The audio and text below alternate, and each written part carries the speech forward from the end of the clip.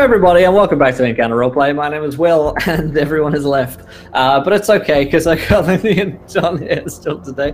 They followed in Greg's footsteps. But hey, we're back today for another episode of Masks of Nyarlathotep, and we're going to have some fun today. So let's start with Lindy. Lindy, how's it going today? How you doing?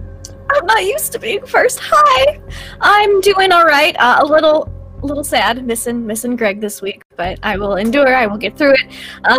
We'll see how Catherine reacts to all of this, because I don't know until it's probably going to happen. But yeah, I'm real excited and terrified, so let's do this.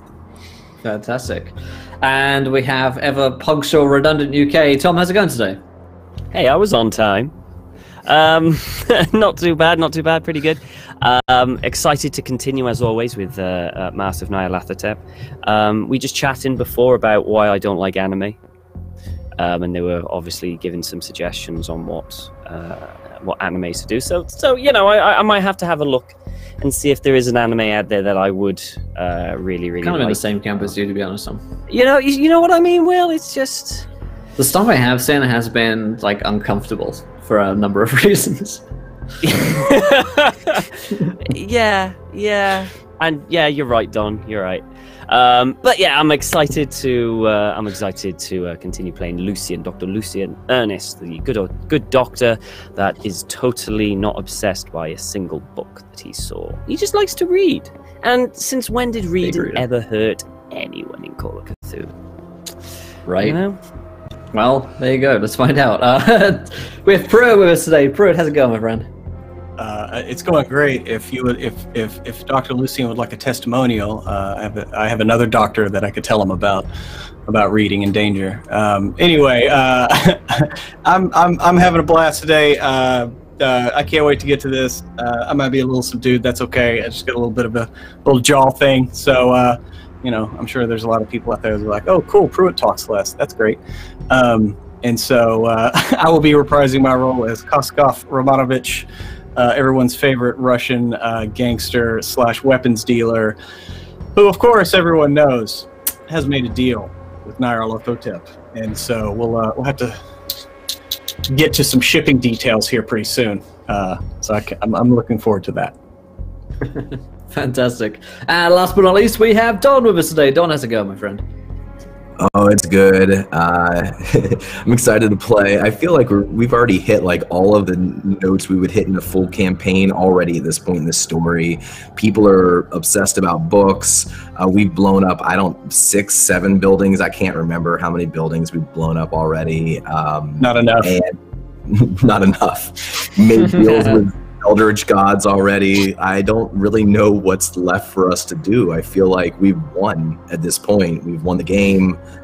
We can celebrate, but I'm excited to be back today and to see where we go next. There's talk of a couple of different locations last week, and those are places that I'm not familiar with this campaign. I feel like we're at the point now where all the stuff we did the first time we played Masks of Nyarlathotep, we've done that stuff now, and now we're going to do some new stuff, so that's super cool. Definitely into uncharted territory. Great stuff. Well, before we get started today, thank you, Lily, for that sub. Alrighty, guys, a couple of things as well. We are, of course, sponsored here today by FantasyGrounds.com, our virtual tabletop of choice. So go ahead, check those guys out on Fantasy Grounds. You can go download it for free via Steam or via their website, and we use all of their maps, tokens, artwork, etc. And rolling, of course, on FantasyGrounds.com. WaylandGames.co.uk is a go-to destination for tabletop board games, war games, and more. So go and check those guys out for up to 20% off the retail value. And last but not least, DiceEnvy.com is the place to go to get all of your dice needs. They do a subscription box of dice which comes to your house every single month with some mystery dice for as low as $5, and you can get 10% off everything, including that subscription, by using the code EncounterRP on their website. So you get a little coupon code, go to checkout, and you get 10% off absolutely anything. So go wild, my friends, and enjoy. And of course, if you haven't retweeted this tweet yet, go ahead and do so. And of course, you can donate to a further game as well by giving players nat 1s, nat 20s, wild magic surges, and so much worse. So let's remind ourselves of what happened last week on the show, which was episode 13, I believe. So the party had got to Miser House and then ran a whole lot because there was the thing in the fog with so many tentacles and arms and elephant tusks. Oh, it was awful. A bunch of people died. Tennessee almost died. They managed to escape, run out of the house, get away in a car. A bunch of maggots attacked the thing in the fog. It was a whole thing. And they managed to escape, regroup up with Marcus, who had a conversation in private with Edward Gavigan, who had explained that, well, he was sort of... he didn't have much longer left, basically, as his master Nyarlathotep was going to feed him to the fishes very shortly. So they drove, or rather Lucy drove them, back to Miser House, to Walton-on-the-Naze in Essex, God bless it, and regrouped with the rest of the party. Gavigan explained a couple of things and had some pretty large-scale plot-relevant stuff to give to the party about some locations of the other cults and information on a weapon that was being built by Nyarlathotep, and whereabouts you might be able to find plans in Australia in an ancient city and how to stop that. And then he also said, oh, hey, that thing in the fog, yeah, we better go deal with that, else it's going to never stop killing everything forever. And so the party decided to go back to Miser House to try and rebind it, with Edward Gavigan's soul being up for grabs in the process. However, he did need the book from Dr. Lucian Ernest, although Lucian was very reluctant to give him back the book, which in fact Edward Gavigan himself had written and included a bunch of different spells and rather horrific esoteric lore. Nonetheless, Gavigan had a quick conversation with Marcus, as Marcus had realized that Catherine had taken a deal with Nyarlathotep, which had sold her soul quite literally to some kind of devil, which is Nyarlathotep. And so he had a conversation with Nyarlathotep via Gavigan and said, yo, if I switch places with Catherine, would you accept? And after a bit of bargaining, Nyarlathotep did, although the new soul that he needed imbibed within the thing in the fog would not be Gavigan's, instead it would be Marcus's. So he accepted that deal, and Marcus said farewell and became the new thing in the fog, after shooting Gavigan in the head. So, as things stand, the party are on a little island, at the center of which is Miser House. They have started fires, expecting the thing in the fog to come out at any moment and need to distract it while Gavigan casts a spell. Unbeknownst to them, however, Gavigan is dead and Marcus is the thing in the fog, and has decided in part of his deal that he would not harm Catherine as the thing. So, as things stand, let's join back into the story here. The group of you are on different parts of the island. You've started little bonfires large enough, you think, to distract the thing in the fog. And it's been 10, 15, 20 minutes. And you're starting to wonder how long this spell is really going to take. Still no sign, no word from Miser House, no sounds coming forth from it. You can probably just about make it out through the gloom and the mist. Nothing's been happening. Well, Koskov's record for waiting is about 32 minutes. So he's going to wait about 31 minutes. So that's not a record he really wants to break today. And he's going to start kind of looking around the island from his spot where he, his corner he was assigned or whatever. And he's going to start kind of looking around for other people and, see if he can figure out what's going on, because that shit popped up like in no time last time, so... Right, yeah. Can we see each other's fires, or can we see each other from where we are on the island? You can see one another's fires. You probably need to move to be able to see one another. But if Koskov's moving, we can say that he moves to Tennessee. Mm-hmm. Yeah, Tennessee's climbed up on top of the hood of his car so he can get a better vantage point. So he'll wave to Koskov as Koskov's approaching. Yeah, and Koskov walks up with his jacket over his arm like John Travolta. He's just kind of looking around like, Tennessee, where, what's happened? Well, I don't know, Koskov. I don't know how any of this is supposed to work. Do you think Gavigan betrayed us? I think Gavigan nothinged us. Is the house still there? The house is still there. I think we should regroup. All right, but if we go in there, are we gonna screw things up for Marcus and for Gavigan, or how do you want to approach this? Well, weren't they going to do the thing out front? Weren't they doing the spell out front in front of the house? Yes. So just outside of the gates of the house, so you could approach. Yeah. I mean, like, if there's just supposed to be like right over there, like that's the thing is we should have heard something by now. Come on. So the island was pretty big. You guys may have been as far as half a mile away from the house itself to start big enough fires. So you guys are going to head towards the house. We'll say that Lucian and Catherine are close to one another as well as a pair on the other side of the island. Do you guys make any movements after the 20-minute mark? Lucian's going to go to Catherine and just shrug his shoulders. I think maybe he went over to Koskov and it's not Jonathan. Didn't see his side of the island. We can't see. Can we see? We can see their fires, but we can't see them, right? I mean, correct. Yeah, you're far enough away to spot a large fire. Fires. Yeah. So, have the fires increased in size or decreased in size? Has there been any change, or is it just like a it's been 20 minutes. Like, you got them going pretty good, and they're burning away. But they're not sending you smoke signals. It's sort of like the beacons are lit situation. Like, that they've lit a fire over there, but you can't spot them. I don't know.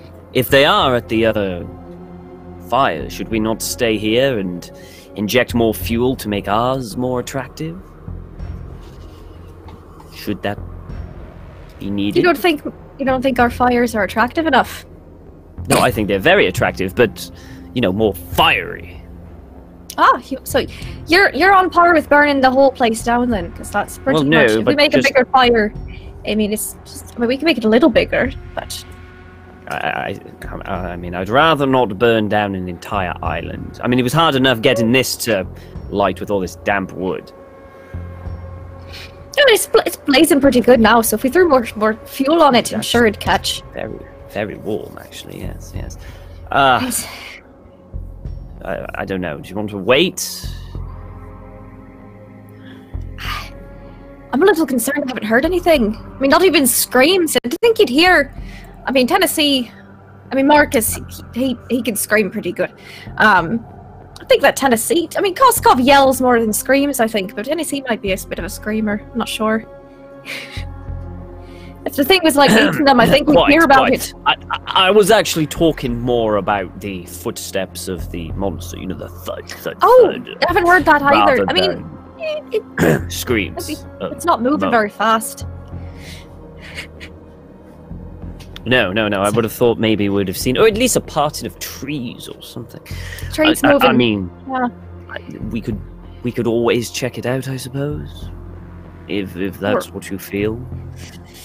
I'm a bit uneasy about this, but I'm just gonna throw something else on here. She's gonna throw another log on the fire. Just make it a little bigger in case it is running around somewhere. We can run him or distract it. All right, let's check up on him, see if we can find out anything. Okay, absolutely. You lead the way, and I'll be behind you. Sure. The two groups of you converge towards. She's definitely got a pistol and a knife out. The two groups of you converge towards Miser House around the same time, and from across the roads you see one another leading up to the Miser House, and you spot a body on the ground just outside of Miser House. The gates lie wide open, and Edward Gavigan is dead on the floor, with a bullet hole through his brain.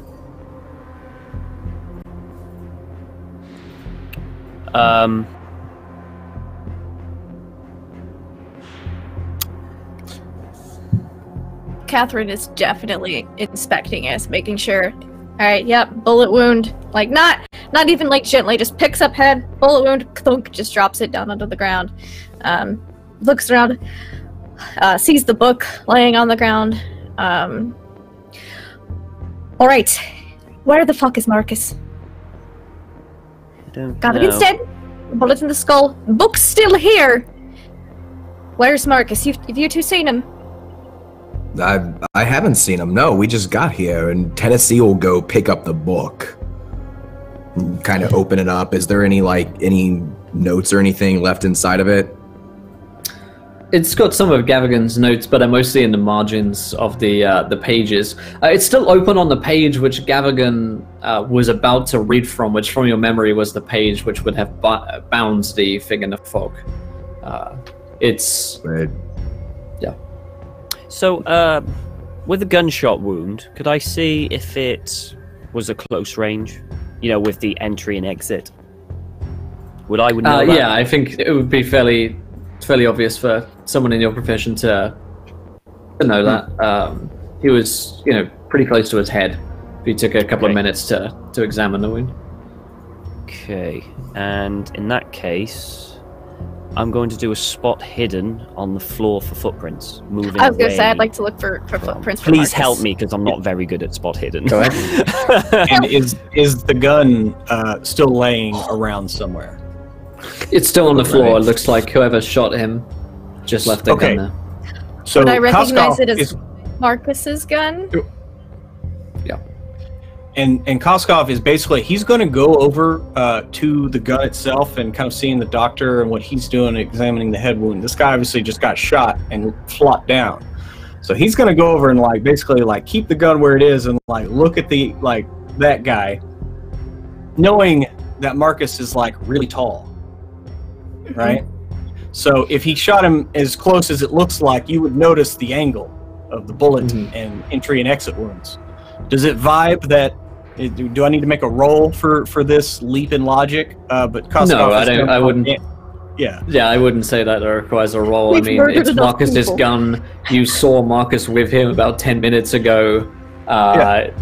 He's dead on the floor. There's no sign of Marcus. It's a pretty logical conclusion to draw that Marcus was the one who shot Gavigan. Marcus the door to the wouldn't house have just open? left his The gun gates there. are open. The door to the house looks like it's still closed, and there's no signs of anything else, anyone else around. Tom, you can run me the spot hidden. I did. It Looks was like a you succeeded. 28, a hard success. Through the wet mud, there are footprints which lead towards the house. You'll see Lucian basically crouching low and kind of following these footsteps, not telling anyone, but following them towards the house. Catherine, why would Marcus have killed Gavigan and then left his gun here? Does that? I could think of plenty of reasons he'd kill Gavigan. I can't think of why he'd leave his gun, though. She's gonna pick it up. Oh, what if it wasn't Marcus who killed him? It was somebody else inside the house. It is one set of footprints, right, going to the house. It's not like two. Correct. Lucian will get up and turn. There seems to be one set of footprints going to the house. Doesn't look like he was dragged. Doesn't look like a struggle. Marcus. Does it look like Marcus's walked. footprints? I mean, are they big footprints? I mean, Marcus was a big He has guy. large feet. Large feet, large. So, yeah, nose. So, yes, it definitely looks like his. Well, it's a gentleman with large feet, so I would assume so. And considering we were the only ones on this island, and there aren't any other footprints going in any other direction apart from our own, it would be safe to say that Marcus went inside the house afterwards. Well, let us go That ask seems- him why he dropped his gun.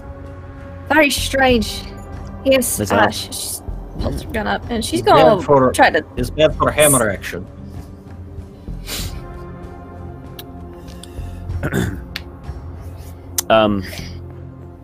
So to the house.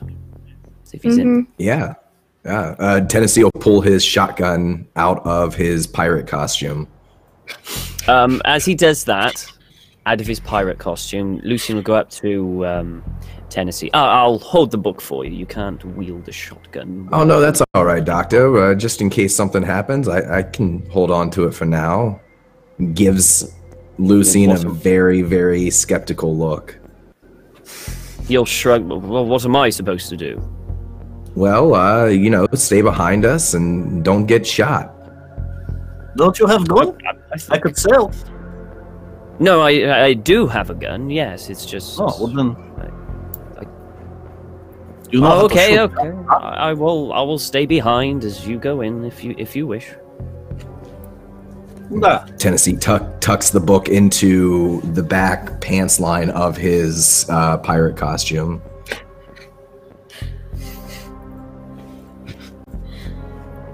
Who's leading the way? Catherine. Okay. I mean, Koskov and Catherine could be, side by side charging in, but Yeah. Tennessee you're the will be a step behind. Close enough where we can sidestep and shoot between us. Mm-hmm. Yeah. All right then. So the group of you move forwards past the open gateway and following the footsteps of Marcus towards Miser House. His footsteps reach just before the front door and stop about 15 paces before it. And there, the tracks end. There is, in their place, a strange low mist on the ground, which seems to lead further into the house. And the mist is very much in a trail. So, okay, let's look at this logically now. So There is mist. We know what happens when mist comes. yes. Koskov So will pull his gun out. Mm-hmm. let us think this through. What little we know of the procedure that he was doing. Okay. So he said someone needed to take control of it to order it to not do anything, yes?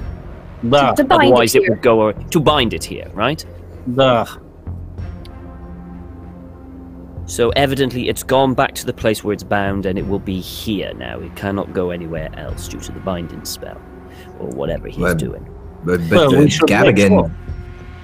he killed Gavigan. Gavigan Yes. wasn't. Yes, it's Maybe perhaps he that binded was soul to him before he killed him. exactly. could Maybe be that's both ways. right. Maybe he abandoned his fleshy whatever it is, didn't need it anymore, so Marcus put him out of his misery, right? Then Marcus, wanting to ensure that this thing is bound, went in to make sure that it can't get out, or maybe to lock it in, or something like that. But That I mean, seems- the footsteps, though. The footsteps end right here. Well, I mean, maybe the mud came off his shoes. I don't know. Hmm. Maybe he's Does it right. smell like? Do I smell burnt hair? There is a faint smell of burnt hair. Though perhaps that isn't strange, knowing that the creature's been around. I don't know why, but I get the feeling in my gut that Marcus needs our help right now. I mean, it's very Yes. possible. Koskov goes up to open one of the doors, of the front doors. Mm-hmm. The mist Catherine's right leads behind. inside, and it's down the same corridor where you guys you fled previously from the thing in the fog. So ahead of you, about 20 paces ahead, is a huge rent in the floor from where the beast had risen upwards and tore down the ceiling. Below that, there is essentially the library basement area where you previously fought the thing in the fog and had that encounter with Thomas Kinnery. The trail of mist seems to lead down into there. And also in the past, there's never been like an actual trail of mist. It's just been like kind of Correct. It pervades the area of where it's at, right? Okay. It's the only reason Koskov's really following this thing because Yeah. it doesn't seem right. Shine a Is there a torch place down to in buy it. How far down is it to drop? Because The drop is just one floor down, so it would be an easy enough sort of. If you had someone helping you down there, you could get down a little jump. yeah, Koskov hops down. Catherine as well. Tennessee will too, but he'll call out first. Marcus, you here? Quick question. When going down in this, is there an easy place to get up and out? because I'm considering tying a rope to get in and out quickly. A rope would be the easiest way to traverse. Okay, I'm going to do that. Seeing as I'm the space. only one still left up, I'm going to tie it to something rather sturdy and then throw it. We do have a rope, don't we? We brought one with us for the Oh, good. have rope. Oh, good. So, for the siege on this house. and put it down and goes, do you want me to come? If you want to, Doctor, you're more than welcome. Well, it's not a Marcus? question of whether I want to or not. We might need someone to carry a book in case Tennessee's arms get tired. Here, Doc, Well- if you're gonna stay up there, I can leave you. I can leave you my keys to the car if you need to make a run for it. I coming can down? stay up here if you want. It's just what you think I would be most useful at. I think we're safer together, personally. Okay, I will come down then. And he climbs down very carefully. Very muddy. Okay, off you go. So down So- in the basement area where you were before, there is the carnage and mess from where the Thing in the Fog destroyed several people, and their bodies still lie around of the cultists, including Kinnery's, as well as that bookcase that you threw down onto the hatch. The bookcase is no longer on the hatch. It has been moved aside. And the hatch lies slightly open. The trail of mist continues down into the area where you know the Thing in the Fog was bound to previously. And the smell of burnt hair becomes fairly intense. Shine a flashlight down there. Catherine's gonna turn on her torch and set it on top of her pistol so she can see wherever she's aiming. It's dusty. It's an old dusty staircase which leads down there. And pointing at the bottom, it turns right into the room, so you see straight down. Yeah. Koskov looks Marcus? at Catherine. Marcus! She's gonna... Are there any signs? Yeah. Any signs of Marcus around here? Like any scraps of clothing? You could or roll me anything a like that? spot hidden, yeah. You did, yeah. Mr. Um, Jordan. Yes, let's see. The mist trail continues, but there is no sign of any of his clothing or any of his equipment. There are no fingerprints in the dust or footprints in the dust. You have a good look around the room. Aside from the chaos that was already in this room, so you've got a bit of a Hobbit lay here situation. There's sort of a lot of mess around the room. How do we know if it worked? How do we know if that thing is bound down there? Well, either way, I haven't seen Marcus, and she's gonna keep her flashlight on again. She's like, going to take a look. Well, are you going down there? Do you see anywhere else? There's a freaky mist trail. We've never seen that before. I'm not Okay, leaving well- him if he's down there. I am not going to try to dissuade you. I will go with. Perhaps, though, and he turns to Tennessee, you all should stay here. We don't need to commit everyone to this. Well, Okay. I have to say that, please don't. I mean, if you see that thing, run. And if you see Marcus down there injured, please let me know. I will be straight down. Ugh. Good luck. All right. And he gives gives a nod to Catherine, basically like, lead the way. Yeah, she will. She's not. She looks really grim and just resolute. She's going down there. She's gonna find out whatever's down there. She doesn't think she's gonna like it. She's gonna look down there. And Koskov will give a look to Tennessee before he leaves. That's just one of those looks, like, I hope I can give you another look later. And then he follows her down. It's a look like Aragorn gives to Eowyn when he's off to fight the wargs. Yeah, it's that moment Yeah. of swelling orchestra suddenly comes up between Tennessee and Cusco. It's beautiful. So the two of you step down the old rickety, dusty wooden staircase while Tennessee and Dr. Lucy and Ernest nervously awaits their call.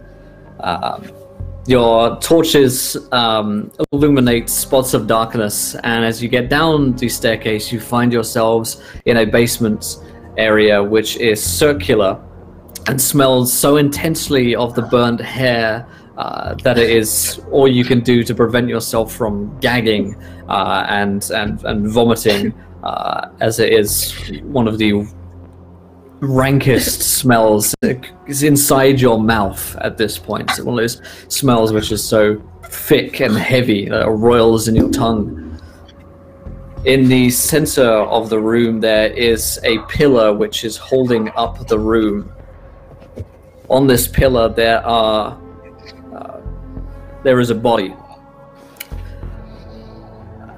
It is not clearly at first who this person is, because the body has been so dismembered that it is in separate pieces which have been stapled into the pillar with rusted old nails. And you look in horror at the body, and you see the head at the top of the pillar, which is most clearly Marcus's. He is covered in a low mist, which seems to follow his the outline of his body, as though he were wrapped in fog itself. And there is a man who is standing next to the pillar, who you recognize as Dunsborough. He has his umbrella, which he is leaning on still, and wears a dark suit. And he is standing looking up at Marcus. And there is a grim look on his face as the two of you enter down here. Well. What have you done to him? Koskov's right fist catches on fire. He swivels on a point to see the two of you. I did not do this. And he looks back up at Marcus, and there's a mournful look on his face. This was not my work. I don't believe you. Why else would you be the fuck down here? Came to say goodbye. Just like you.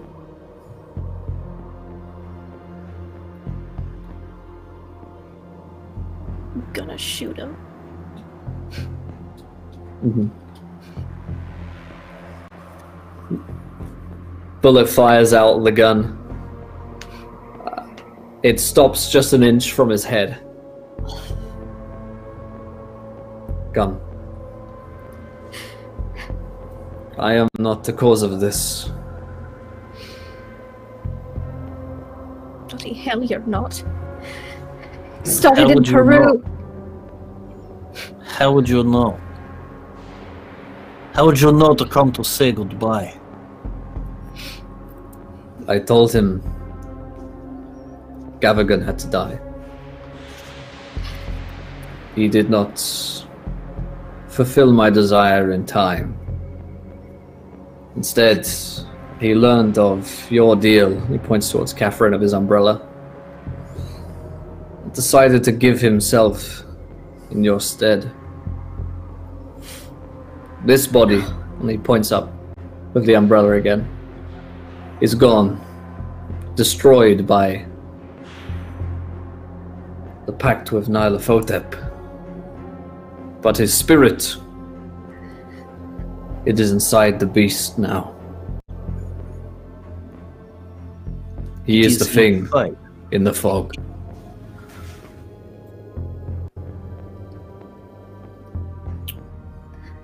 So you're telling me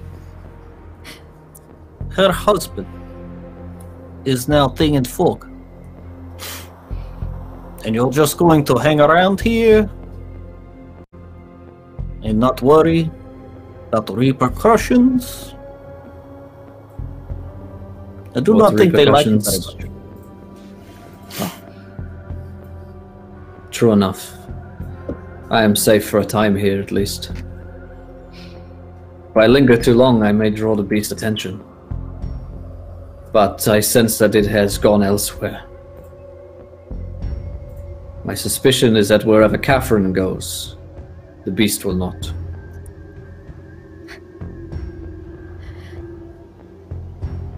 What? Marcus would never leave me. I don't believe anything you're saying. You need to leave. Now. No, Catherine. I think you'll need to leave for a minute. Perhaps Beast will return. I'll keep him company until then.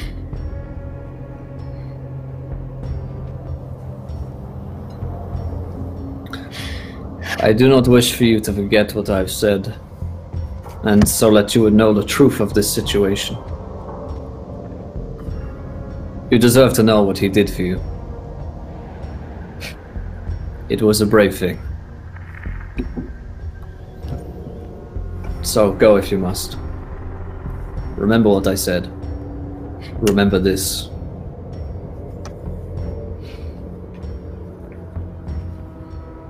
Catherine's gonna, still kind of shaking her head, still gun pointed at Dansborough. She's gonna go over to Marcus's body and just, she can, if his hand's still intact, she's gonna pull off his wedding ring.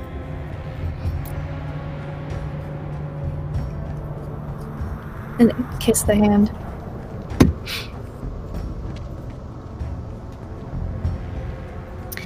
Then she's gonna turn around and look at Dansborough. I don't ever want to see you again. If I do, I'm going to kill you. And she's gonna just take a deep breath and walk back up the stairs. Shaking. I'm sorry.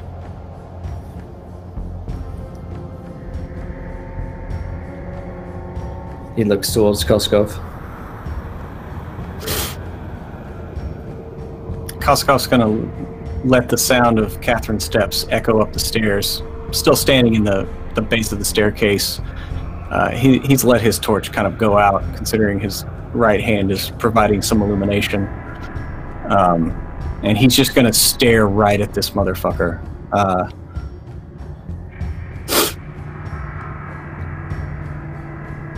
I was hired to do job.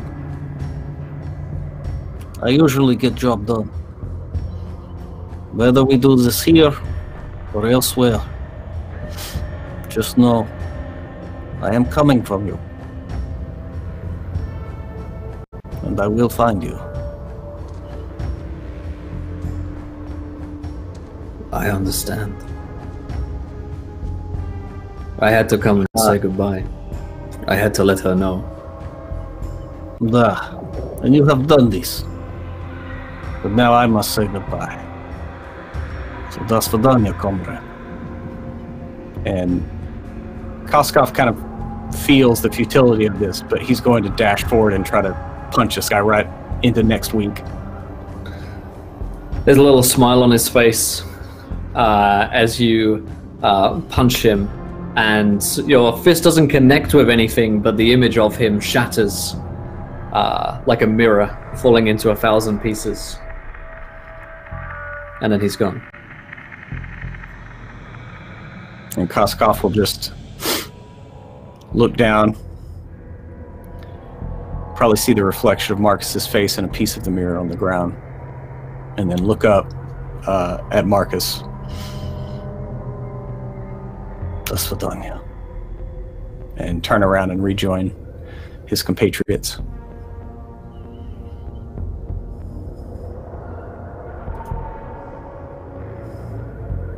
So the two of you, Lucian and Tennessee, will see Catherine first coming outside of the house, outside of the basement. Catherine? Was Marcus down there? You can tell, like, as she's comes out, that she's just shaking. You can't tell if it's from grief or anger, but she is just. He's gone.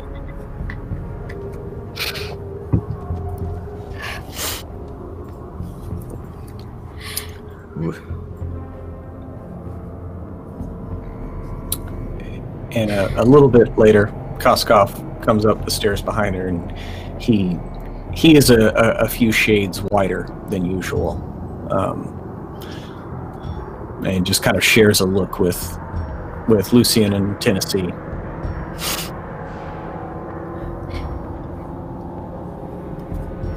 Tennessee would go to the door as they're coming up, and he would almost move to try to comfort Catherine, but then he'd sort of, his hands would drop and he'd just say, "I'm so sorry.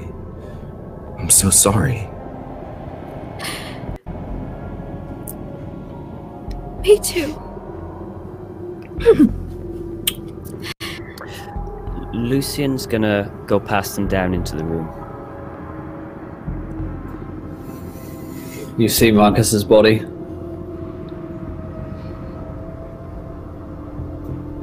He's gonna examine the body. He's gonna, cause it's chopped up into different pieces, right? Correct. Has it been chopped carefully with a knife, or has it been torn apart? What would I be able to? Yeah, roll me a medicine check here. Also, anyone that's seen Marcus's body so far can roll me a sanity check. I'd like it to take a nat 1 on that sanity check, Will. That seems like appropriate. That seems very appropriate, yeah, for Catherine. Okay, I got extreme success on the medicine. Maybe I should have saved that for my bloomin' sanity. Fuck. Oh, no, you know, and I got a 50. I passed my sanity check as well. Nice. Cos, you taking a 1 on the sanity check there or something? Oh yeah, sorry, I must have cross-talked. Yeah, nat 20 on that. No worries. Oh, nat 20. Nat 1 and nat 20. Let's play the 50-50 game with Cos, seeing as he's got 6 and 8 there. Too emotional.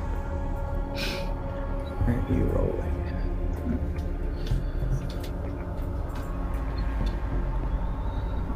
Oh. That's foreseeing your husband and dead so brutally eviscerated in that manner, you lose 10 points of sanity straight away. If you succeeded, which I think Lucian did, you lose 5. I lose 5. Because, yeah. You'll lose 8 points for Cos, seeing as it's not his immediate relative, but still a good friend. Okay. So it's safe to say that even the doc, as you're looking at Marcus, you're pretty shaken up and shocked. The extreme success on the medicine check, however, focusing on the purely professional nature of what you're doing, training kicks in. These were not made with any knife that you know of, at least. The cuts were vicious and strong and are familiar to you as the same wounds that were involved in the Egyptian murders, which was the thing in the fog. So your immediate diagnosis was that the thing in the fog was the one who ripped Marcus apart. I'm going to search Marcus's body in his pocket, see if he has anything. I suppose anything that Marcus would have had in his pockets is still there. I don't know if it's like. So a few personal possessions like wallets. I'll take them. for Catherine. I'll take him. And he's then going to look around the room for any books, any symbols, drawings, anything at all like that. Quick glance around the room. You can almost spot in there. Here we go, and that's a failure. There's a few old crates down here, but perhaps it's that Lucian doesn't really have the heart in him to truly have a good look around, being so close to Marcus's body. He'll clutch hold of the little possessions that he got from Marcus, and he'll kind of say a silent prayer for him, and then start to head out and head back up to the stairs. When he reaches at the top, he goes to Catherine and he puts his hand on her shoulder, comforting, and then kind of extends his hand and places the objects they got from Marcus into hers and closes her fists, and then squeezes very gently and leaves her be. Tennessee's pacing, Be smoking a cigarette.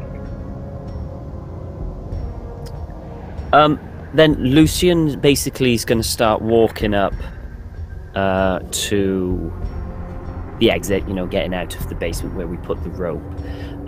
But you can tell he wants to discuss something. He's looking at Tennessee and Koskov as he wants to have a conversation, but he's half doing, he's occasionally and then he stops himself. It's almost like he's trying to find the right moment. And that's what he'll do. And Koskov is actually going to go to Tennessee and ask him if he can get one of his cigarettes from him. Tennessee's hand shaking a little bit, but he pulls out a cigarette. He pulls out a box of matches that he picked up from the last hotel they stayed at. As he hands it over, he's going to look to Catherine, but speak to Koskov and Doc. I think we ought to go. I think we ought to burn this place to the ground. I think we ought to find somewhere in the country we can stay for the night. Get some food and get some rest. I agree with everything you've said, apart from burning this place to the ground. We must take in consideration that the binding spell worked, and this creature is bound to this place. If we burn it down, it could unbind what has happened, and we cannot risk it. Did I will the binding contact... spell work? I didn't go down there. No. Did the binding spell work? It's difficult to say. I think we have to go to the assumption it is. According to Dunsborough, it did. What we can do, I can get in contact with the White Hair and we can quarantine this island off. They'll get people up here, they'll lock it away so no one else can get over here. I think that's the best that we can do. Do you not think they will eventually try to use it? Learn about it. It's very possible. But would you rather innocent people just wander onto the island? Not saying your point is wrong, Doctor, just pointing out. Oh, of course, yes. I mean, if they're stupid enough to try and do that, then, well... That is just my suggestion. That is just my suggestion. Catherine, what do you think? It's okay, take your time. Let your voice come to you. You might have to speak a little louder. Catherine, it's okay. Thank you. Sorry. Choked up for a minute Just there. put the whip.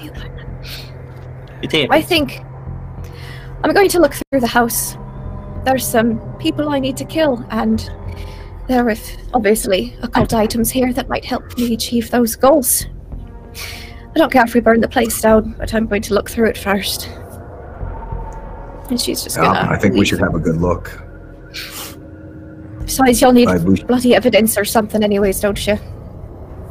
I don't care about the white hair anymore. But we can have that conversation later. He'll follow. He'll follow. He doesn't want to. He doesn't want the group to get split up. Mm-hmm. So and Koskov will help search around, but he might try to find a moment to kind of get Catherine alone, just so he could talk. He can talk to her, professional to professional. Now, Catherine, I've never been married. Do not know what you're going through. Have good idea. So no, I did consider Marcus friend. We did not get along on best terms, but better than most. So, any help you need in exacting your righteous revenge, please allow me to help.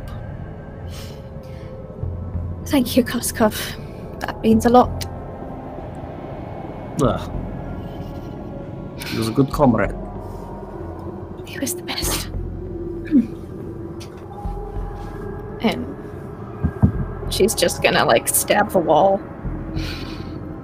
Just out of just frustration and grief, just the knife, pull it out. Terrible wallpaper. And keep searching through the house for any weapons, anything occult looking that she might be able to use against Dansborough. Yeah, we can toss this place, right? Like, there's nobody here. Yeah. They're all dead. Let's go for tossing it. Lucian's going to look for evidence to link the murders to Gavagan, because that's what the hell he still needs to find. So he's going to try and find possibly like a piece of evidence or something like that, a diary entry, piece of paper, whatever. Okay, you guys give me a general spot hidden roll for having a search around the house. Yeah, anything dangerous. Succeed with a 44. Hard success. Nice. Couple of successes. So I did not succeed. Catherine and the doctor, you guys in the master bedroom of the house. There's an ornate four-poster bed, which takes up most of the space of a heavy red velvet curtain. On a dressing table, there is a wooden mannequin. It's a mannequin of a head, which rests, upon which rests an ornate headdress constructed of interlocking eyes, fashioned from gold and inset with gemstones for the pupils. On the wall behind it, there's a large oil painting of an Egyptian pharaoh, a modern-looking clock, and what appears to be a ceremonial club, which has a large iron spike driven through its head.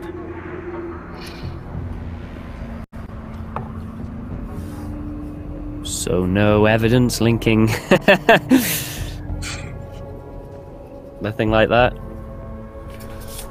It depends what you mean by evidence. Well, papers, diaries, him talking about stuff like that, talking about the thing in the fog. I think the last time you told you actually that the book was as much evidence as He you doesn't need. want to give up the book, though.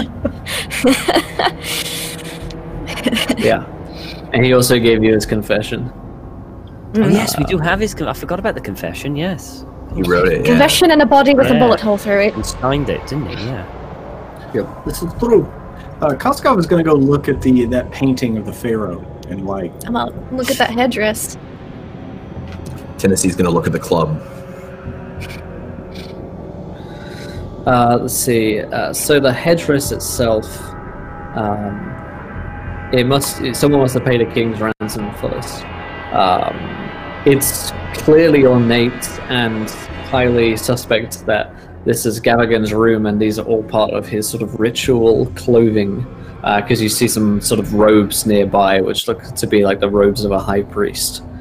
The headdress itself doesn't seem to do anything when you're looking at it, You do get the strange feeling that the gems, as the pupils of the eyes, seem to follow you for a moment, but you're pretty sure that's just your imagination.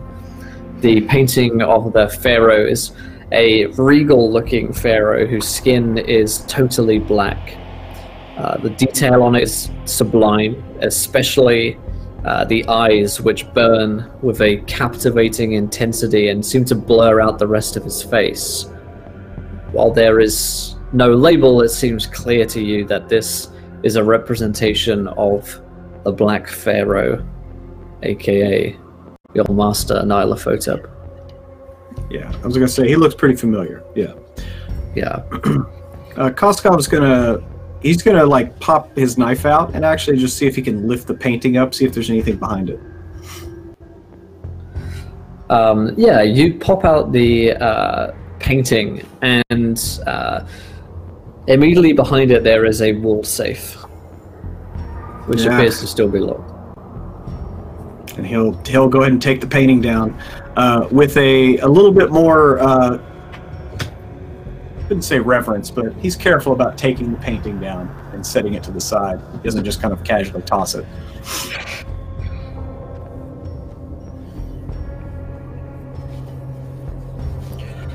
Well, does anyone know combination? Catherine will walk over and just start picking the lock. Or trying to. Give me a lockpick. Locksmithing? Yeah. Success. Hard success, actually. Okay. You can pry it open. Inside, there is what would appear to be a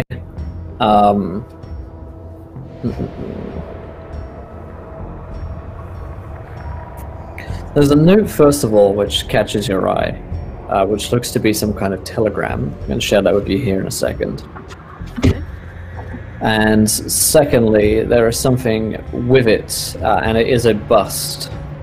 And I will describe that to you in just a few seconds. It should have some bits I can show you, in fact.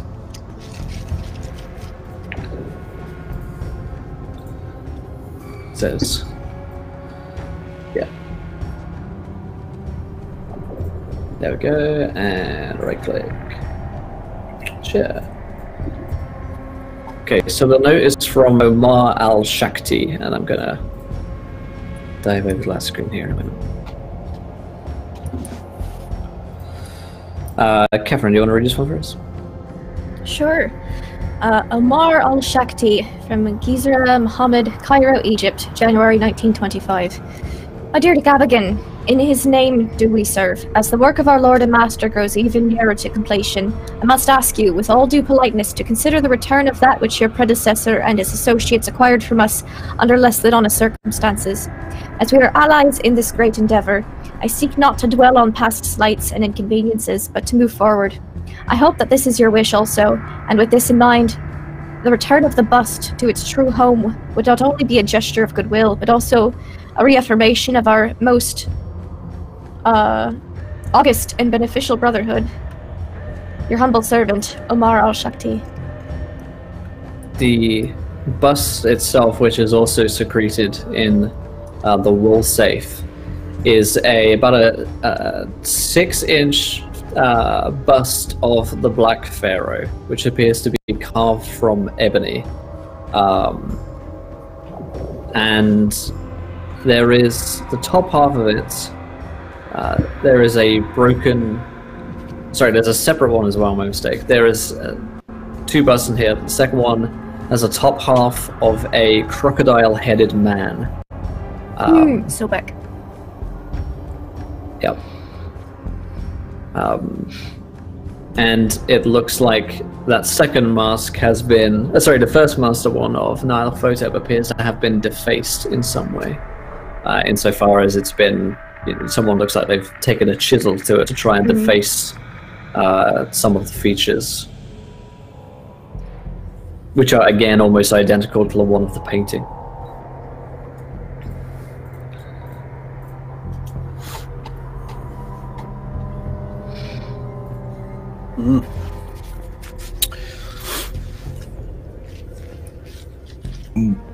What about the club, Will?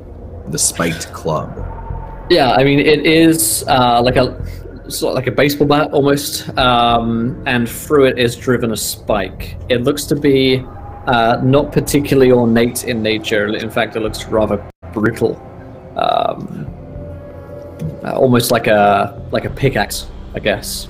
It doesn't look like it's of any particularly high quality or artifice. Maybe this was something that Gavigan himself even made. And Tennessee kind of picks it up and holds it and then looks at the bust and kind of levels the club, the pointed edge of the spike club towards the bust.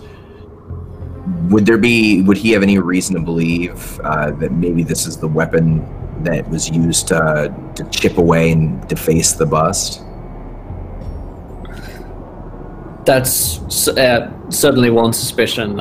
You couldn't definitively say, but it looks like something like a chisel or some kind of chiseling tool would have to have been used to deface this.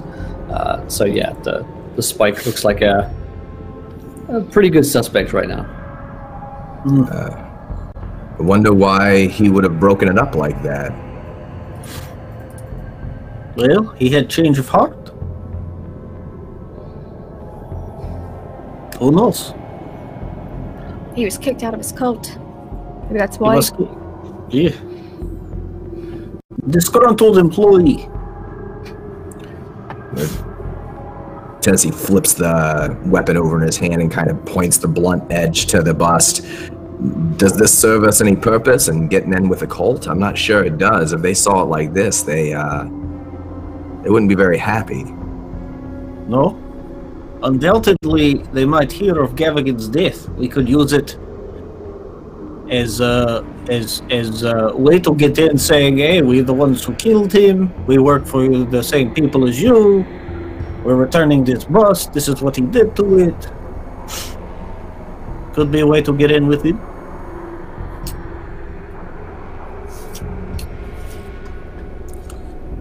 All right. Well, listen. Do we want to keep searching the house? Or at this point, have we searched the entire house, Will? Yeah, it really is the master bedroom that holds anything of particular value to you. Let's see. I will, in fact, have one last thing to share with you that you will find downstairs. Which appears to be a invoice, which is kept in one of the messy sort of drawers where Catherine and Koskov previously escaped from a thing in the fog. There was a bedroom where she scooped up a bunch of stuff. So that actually may be from that scoop, if you will. And I'll share this with you. Random scoop is productive.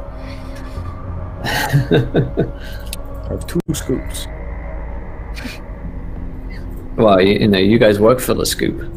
It's maybe a Mickey Mouse case. That's very true. I know the scoop. Okay.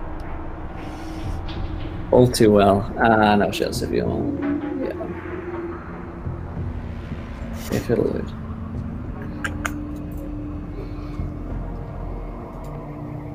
Nope.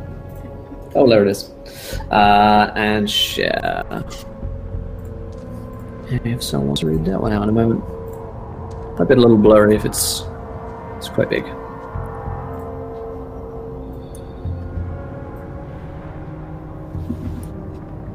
So we'll say, Catherine, you find this one as well. You can read this one out. Alright, sure. 23rd of May, 1924. Invoice. Number. Fabricated materials and parts, prototypes, to Pale Viper. Something. Lofang, import, export, Shanghai. I was probably percentage Lofang. No, care of. CO. Care of. Haha. Gotcha, not a percentage. Alright. 24th of June, 1924. Receipt of technical schematics and blueprints of Pale Viper delivered to Limson Manufacturing, Derby. 15th of July, 1924. Receipt. Ancient machine parts, care of Houston, Australia. Houston, Australia. Delivered to Limson Manufacturing, Derby. 9th of August, 1924. Invoice. 24-inch statuette of the Father of Serpents, solid gold, to return to Houston, care of Randolph Shipping in Darwin, Australia. 13th of November, 1924. Receipt. Forwarding of Red Diary of Anselm de Montfort to Omar al-Shaki, Cairo, Egypt. Something of December 1924. Invoice. Astronomical charts, celestial references, and large 6 feet. Statue representation of bloody tongue to somebody sing Kilindini something Kenya. Yeah, Mombasa, Kenya. Yeah. Gets all blurry at the edges. They make these purposefully difficult to read, so it's Yeah. like an IRL mystery. It's authentic. All right, so we have like a number of locations, right? Yep. Mm-hmm. We have Shanghai, Derby, Australia, and then what were the other ones? Cairo, Egypt, and Kenya. Mm-hmm. Who was it? The one who really wanted us to go to Australia? Gavigan. Gavigan, Yeah. Because there's something about the weapon. He talked about this ancient machine, which is a weapon, and you have ancient machine parts to Houston, Australia. And I'm trying to get into Australia for some time. So you've got a quick reminder as well. Gavigan said that they found ancient machine parts in Australia. They shipped them to Gavigan here in England. He wrote up the schematics for this weapon and sent them back to the rest of his network of cultists. And he believed that the only way to that if there was this machine which was found in Australia, that same city may have the answer to destroying said weapon. That was his belief, at least. Mm-hmm. And did we find schematics? Well, so we need to check out Derby to try to find those. Derby, Australia, Shanghai. That's Derby's a great question. Where is Derby? Yeah, there's one in England. Oh, there's one in Kentucky. Yes. Yeah. I'm assuming it's the Australian one because it says Derby, Australia. Let's go check. It is in England that they're referring to Henson Machinery. Yeah. So it came from Australia to England, same as Gavigan had mentioned. I suppose we should start here while we're here. Well, yes. Perhaps there will be a more precise location where we can find in Australia, at Derby, in the factory there. If it is a factory, I'm assuming it's a factory. Well, it's something manufacturing, so. How far is Derby from where we are? It's in the Midlands, right? Yeah, let's see. Pretty sure it's in the Midlands. It'll take a good few hours. The trail leads with northwesterly industrial city of... Oh, it's northwest from where you are. You're in southeast Essex. Let's see. It's going to take a while. Yeah, it's going to be several hours. Yeah. Oh yeah, probably like 5 or 6 hours in 1930 time, maybe. Yeah, it's a lot of country roads. No, we've all had a hell of a day, and I know that we're all eager to keep going and see this through.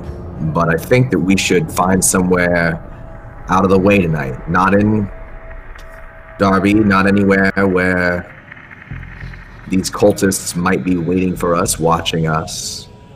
I think we should rest for the night. In the morning, we can get some food and talk about what we're going to do next together. And I say together because I think we have to stay together.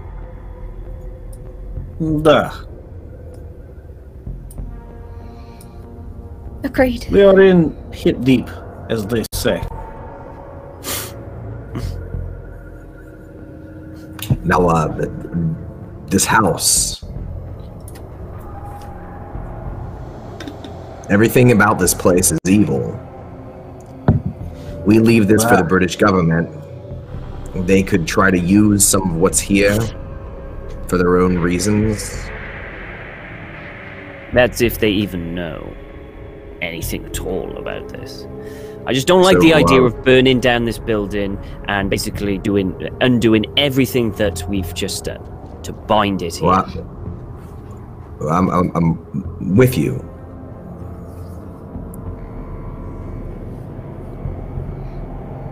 I mean, we could leave it, hope that the spirit, the thing of ghost stories and stuff like that keeps people away, but I doubt it will for forever.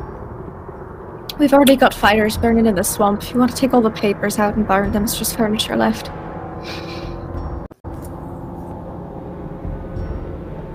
Yep. I think I would like to do that.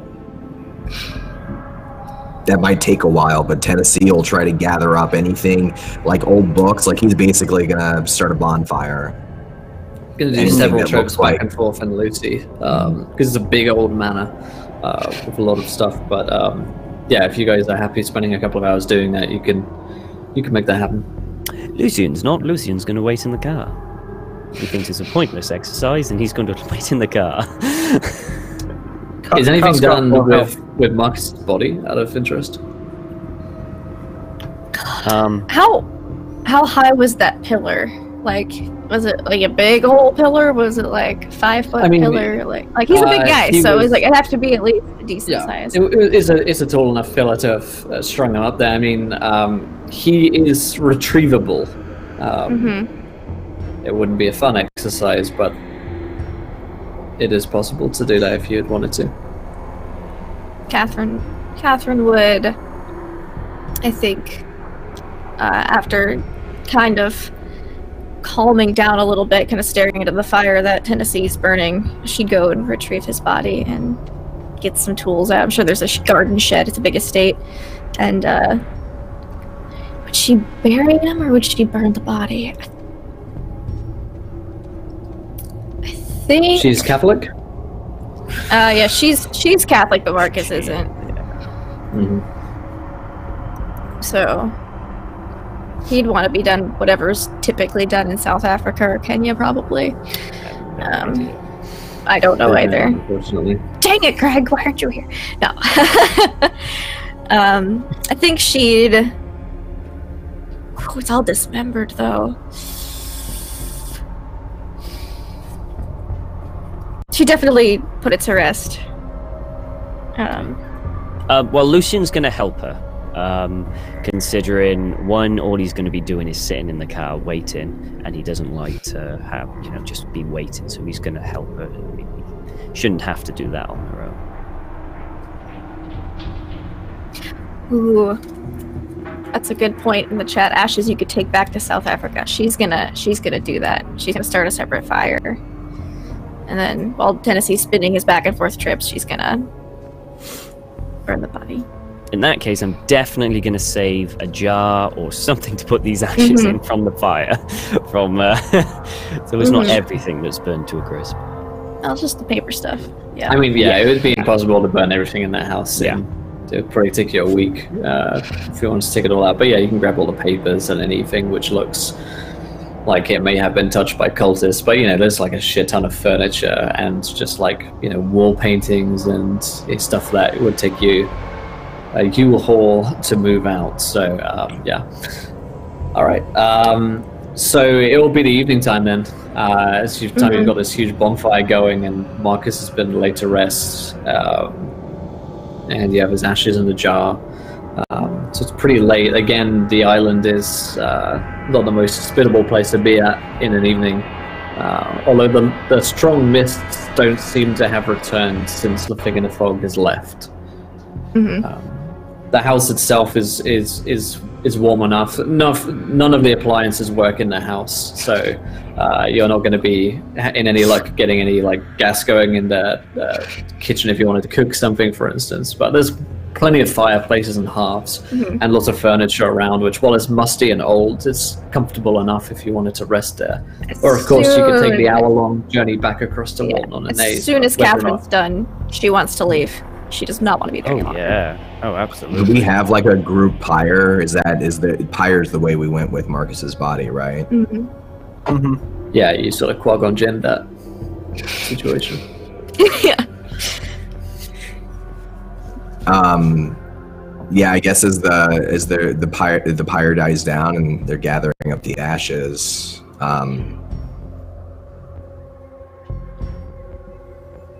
where do we go next? I don't think we should stay here, but I don't think we should stay in Walton on the Naze either. There's got to be a little town or something somewhere where they won't be looking for us. Your town's over. Some kind of inn. I mean, there's plenty of villages around here. You can always just go to a nearby village. All right. It shouldn't take too long as you've got the car.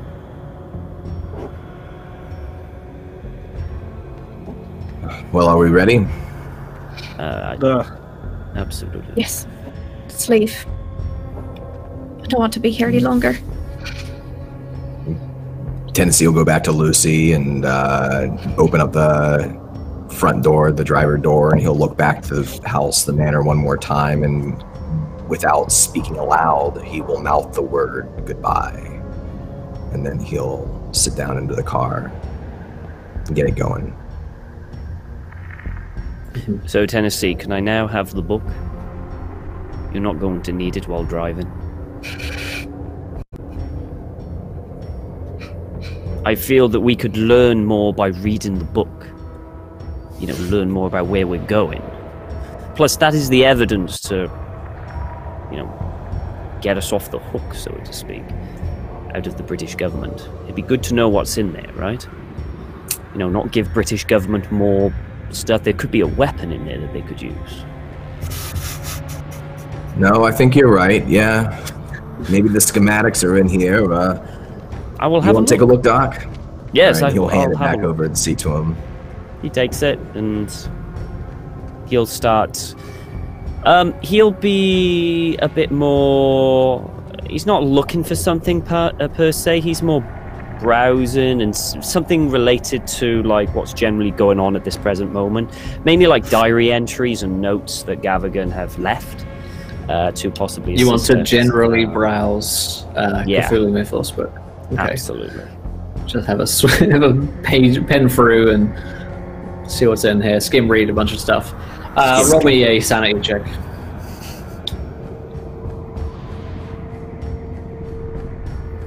Hey, that's good. I succeed. Sweet. You lose 2 points of sanity for having a read through. So generally what this book describes is the creature Nyarlathotep and spells surrounding that creature, which either the creature as a patron gifts to its followers, which involve all sorts of resurrection in terms of undeath, and protection powers as well, both of the mind and the body, all of which of these that say are incredibly gruesome and would mechanically reduce the sanity of anyone who did it, but would also grant them a whole lot of powers. And also describes Gavigan's own sort of recipes for performing them, let's say. It is, however, not a diary or a commentary of the things which Gavigan has been doing on a day-to-day basis. Indeed, a lot of the ramblings in it seem like that of a madman. And they mostly focus on the sort of mystical and spell-like nature of the works which Gavigan has been able to perform. It also describes various different mass rites and gatherings which the followers of Nyarlathotep performed at Miser House. All of which, over a quick read, seem to do with the alignment of stars. They seem to happen at lunar and solar moments in time, let's say. And you can feel free to focus, deep dive in on more stuff if you like. But there you go. He is going to convey, as we're driving, he's going to convey that general information, you know, about the lunar cycles and how they're connected and how the cult kind of comes around. But for him, it's what he's fascinated about is the science of these spells that Gavigan did. Like, he's going to try and see if what he's doing is possibly scientifically logical, because in Lucian's mind, magic is just science not yet discovered. That's the way he's looking at this, basically. That's the way he's looking at this. So he's going to focus on, you know, like the more protection kind of things, you know, of body and mind, and how he thinks it can be done and stuff like that. But this is going to be something that he's going to do gradually over time. Sure. Learning or even studying the spells takes about 2 weeks of study. So it's going to take you a little while to really have a grasp over what exactly is. He's going to be kind esoteric, of like, and which is right. To make it even worse, he's going to be slowly moving it over to his own notebook. So he's literally going to be like, and halfway through doing notes and stuff like. So it's going to probably even take longer for Lucian because he's doing it like that. Yeah. Okay, and you guys are going back across the bridge to Walton on the Naze, which is the little town. Yeah, and Tennessee is speeding. Sweet. Luckily there's no traffic. Yeah, that's good what I was saying.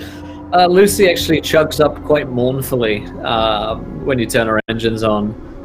She seems a bit sluggish and slow.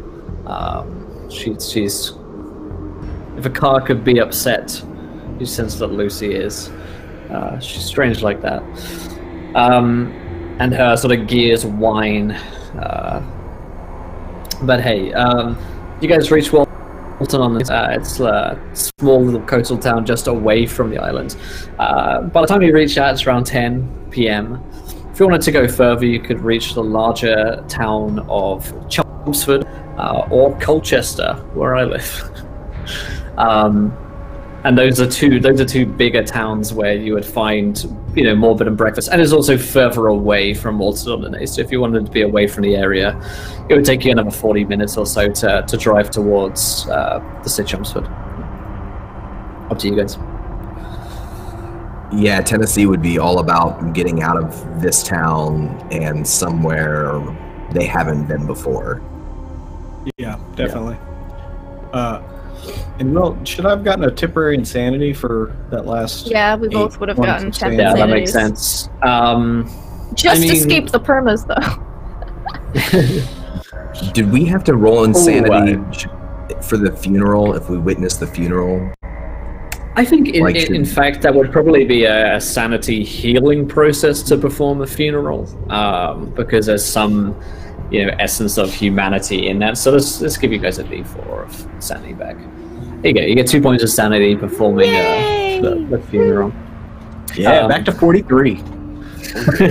Feels good. So what do you need to lose gains to get? So what do you need to lose to get a temp and a perm? A temp is 5 or more. A perma is 20% or more in a go. Okay, I should have got a temp when I saw the body then, because I had 5. That's okay. So 3 temps, please. The temps aren't too important. A lot of the time you guys sort of roleplay them anyway.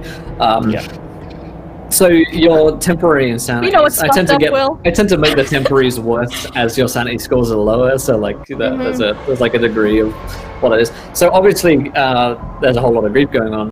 Lucian is without doubt certain it's his temporary insanity, but it's really becoming his like fascination, and probably what will be his permanent insanity at a point, is that the answer to these secrets and what's happened here, this magic which he's seen before his eyes, clearly lies within this book.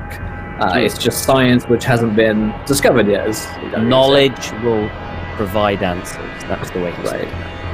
And I think for Catherine and Koskov, because you've signed this agreement with Nyarlathotep, and that's all sorts of things which maybe are controlled now within your spirit or soul, the hunger to kill Dunsborough and to get vengeance even if logically you may suspect that it wasn't Dunsborough who did this, Oh, no. Totally was him. the vengeance to kill him is greater than ever. So you're becoming consumed by that need to kill him. At least in this moment, as you're driving away. Okay, so you guys can find a hotel in Chelmsford and get a night's rest there. Separate rooms, that kind of deal. If you were to take a look at a map, you're about 4 or 5 hours away from Derby, where Henson Manufacturing is. Is anyone doing anything in particular this evening? Yeah, Lucian is going to see if he can get Koskov alone before he goes to, he drinks himself to sleep. He's gonna... Koskov, I examined Marcus before we left. Injuries and stuff. From what I found, how he died was very similar to those wounds by the thing in the fog.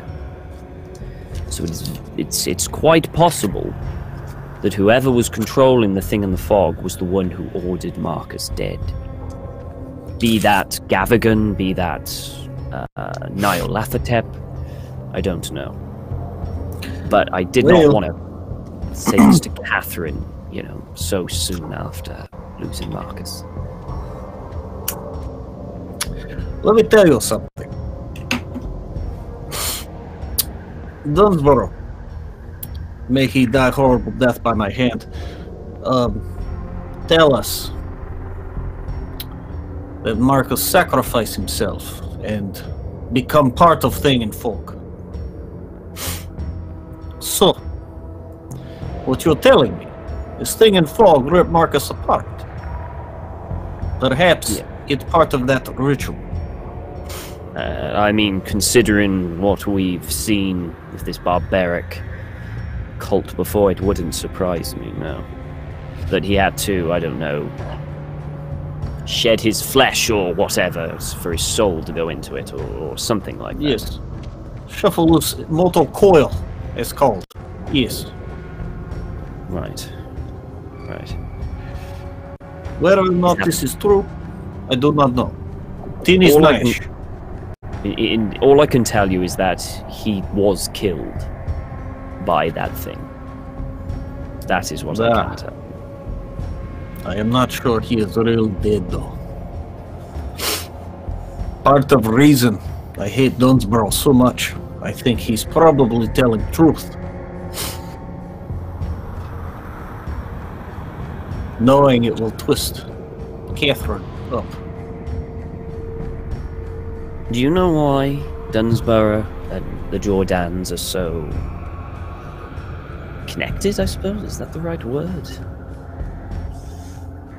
You would have to ask her. I don't think that would be a very good idea at this very moment. I was just wondering. I do not think that will be a very good idea ever. Yes, actually, you're probably right. Probably would not want to do that. Okay, well, I just thought it was important for someone else to know. Because I tell you this, my friend. Not many things on this earth scare me. Her in that basement. Look on her face actually scared me. You tell anybody, I'll kill you. But anyway. No, don't worry. Your secret is safe with me, Koskov. Don't worry. That is good. Glad. I wasn't. And Koskov kind of gives like a really hard pat on Lucian's shoulder, like harder than he probably should. That is good, comrade. That is very good. Yes, quite. Well, good night, Koskov. Good night. And he'll head off to his... Dobre viche, my comrade. And Koskov's just gonna kind of hang out for the most part, drinking like outside and smoking, as he's just kind of like it's very specific coping mechanisms. Yeah, I think Catherine would go up to her room for a little bit, get like her things settled and stuff, and then she'd come down and drink heavily as well before going back up to her room. Yeah, I think Tennessee would stay sober, but he would definitely smoke and share his smokes with Koskov and anyone else.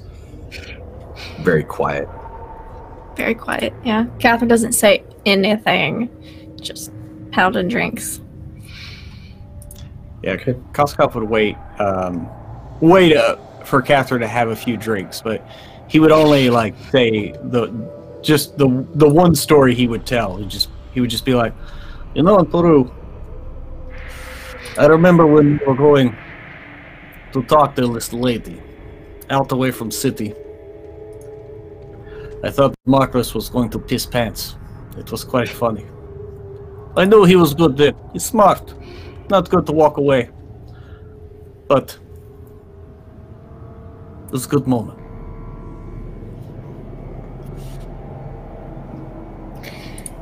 He was very good.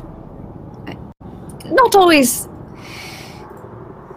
unafraid, but he always went through with what we needed to get done.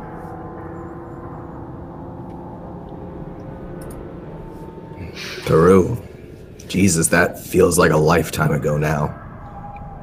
I don't feel like the same person. I don't think any of us are same people. Whatever happened down there,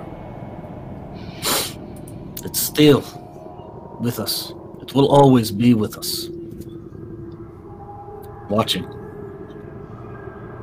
Waiting. That is why we must move forward. We have to find out what is going on. Because we will get clear of this. Trust me, my friend. We will survive.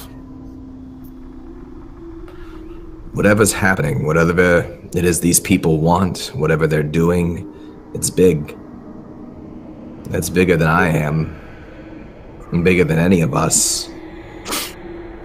But I don't think there's anyone else to stand up to it except for us. I don't trust this British government agency. I don't trust anyone but the people who are right here. And the doc. Upstairs. I just know I'm gonna kill them all.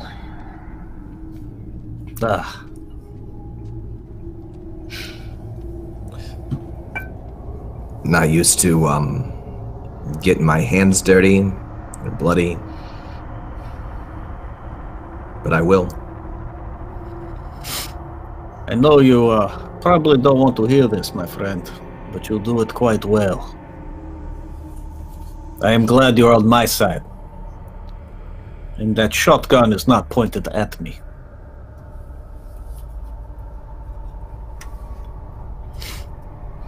He goes back to silence again.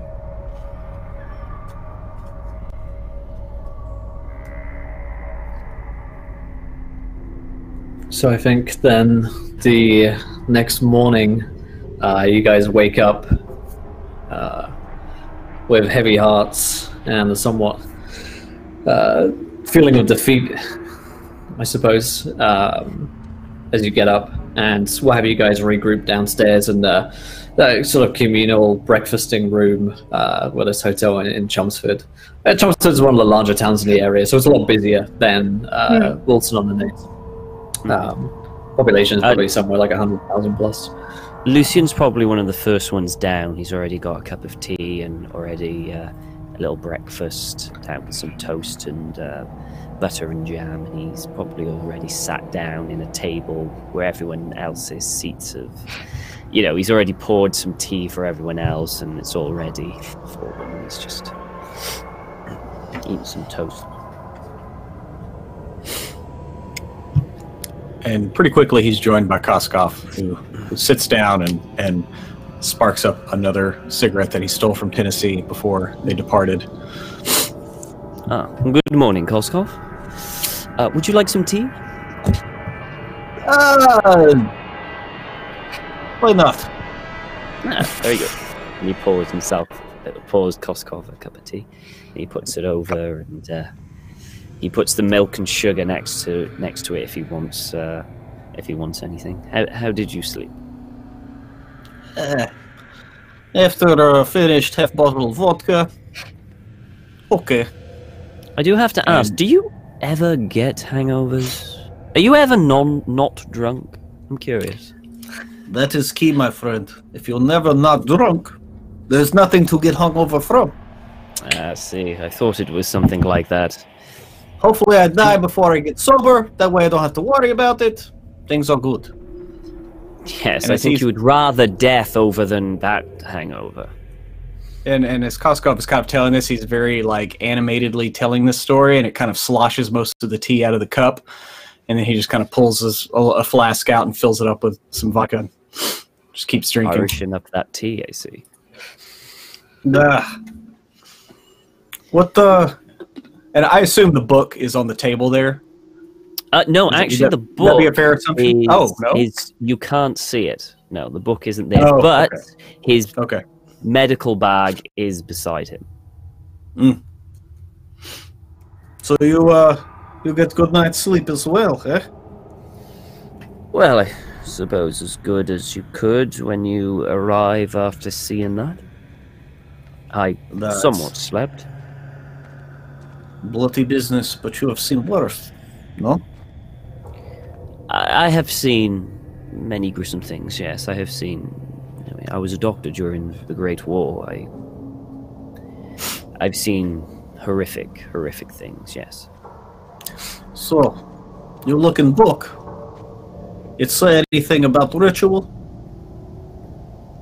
What sort of ritual? There are many passages in there. You need to be something more specific. The one they were supposed to do on the thing in folk. Oh, the binding one. Yes, it is. Yeah.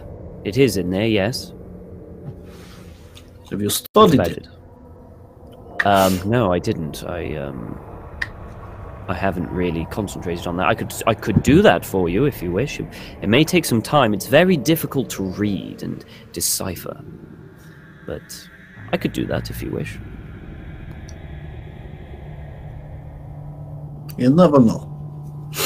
Very good. Very well. Well, next chance I get, I'll have a study on that to see what really happens during those bindings, and if they're reversible. So basically, Will, can I do a psychology check on the doctor while talking Sure. about the book? Yeah, I'm basically yeah. just seeing if he looks anywhere, if he's looking around, if he's playing with his jacket, like any kind of weird ticks. And of course I failed. So it continues. He hasn't gone so full never mind. golem mode. Yeah. Okay, so he's not saying my precious under his breath a lot. Cool. No.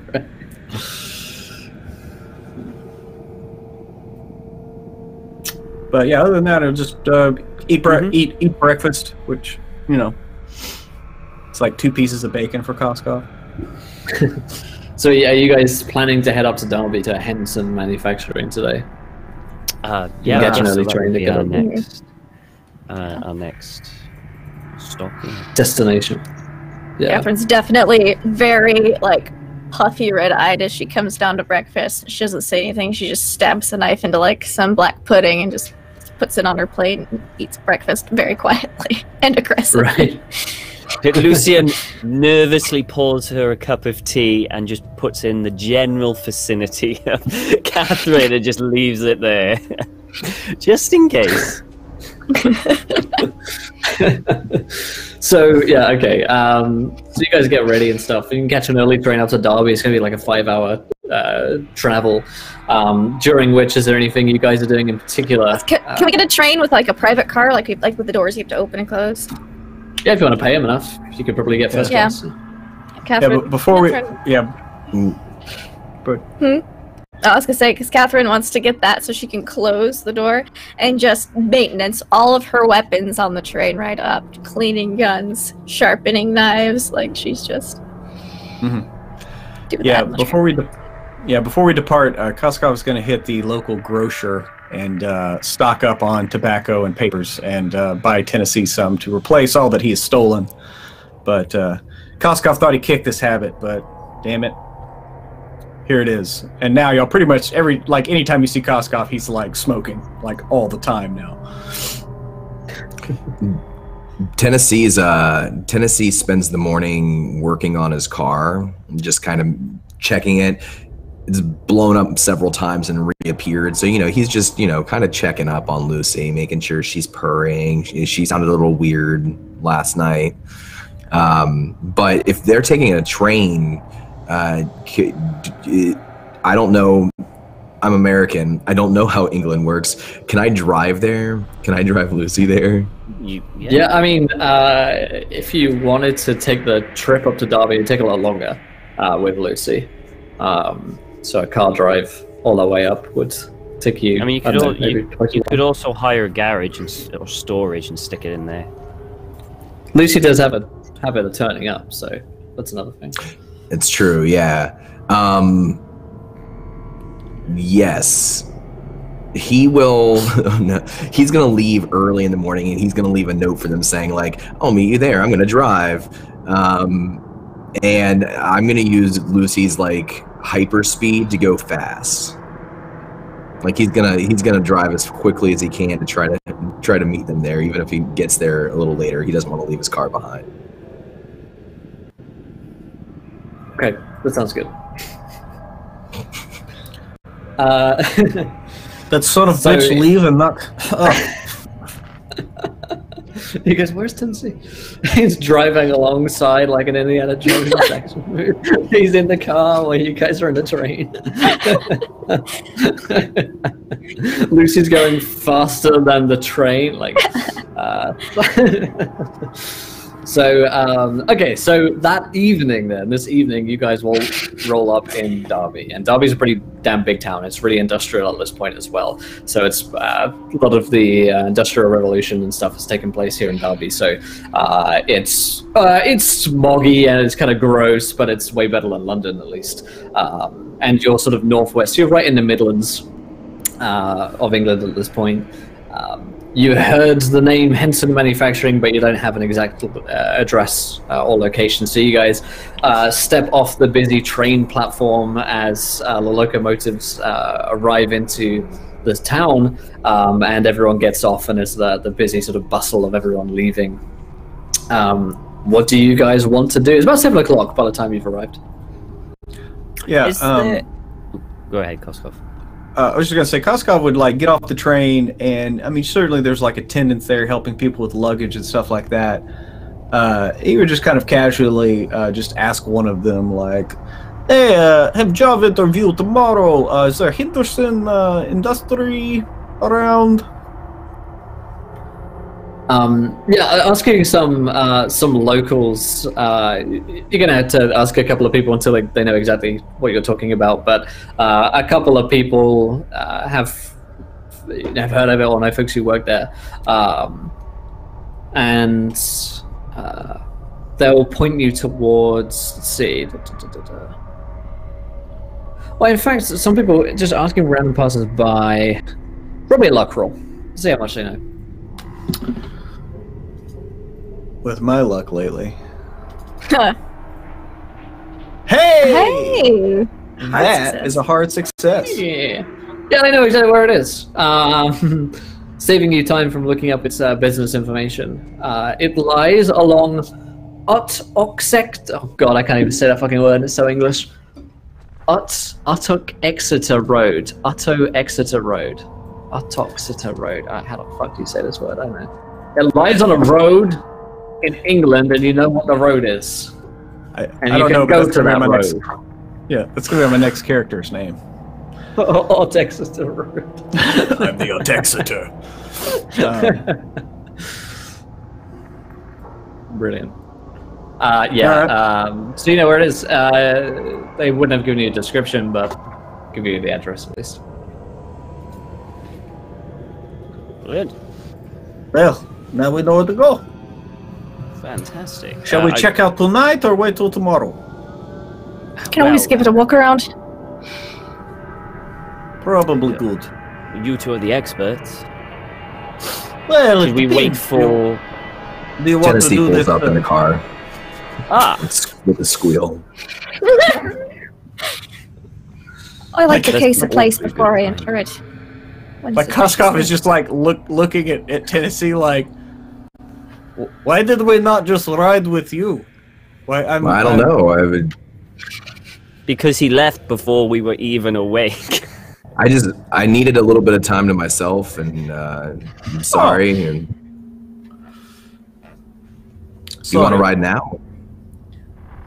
Well, I mean, we need to go to places.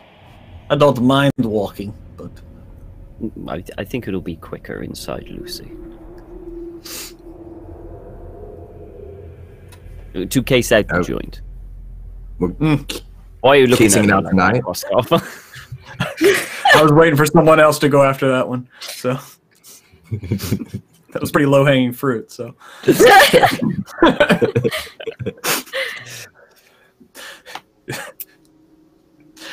yes, let's go case joint. Sure. All right, so you guys roll up to whatever the fuck that road is, and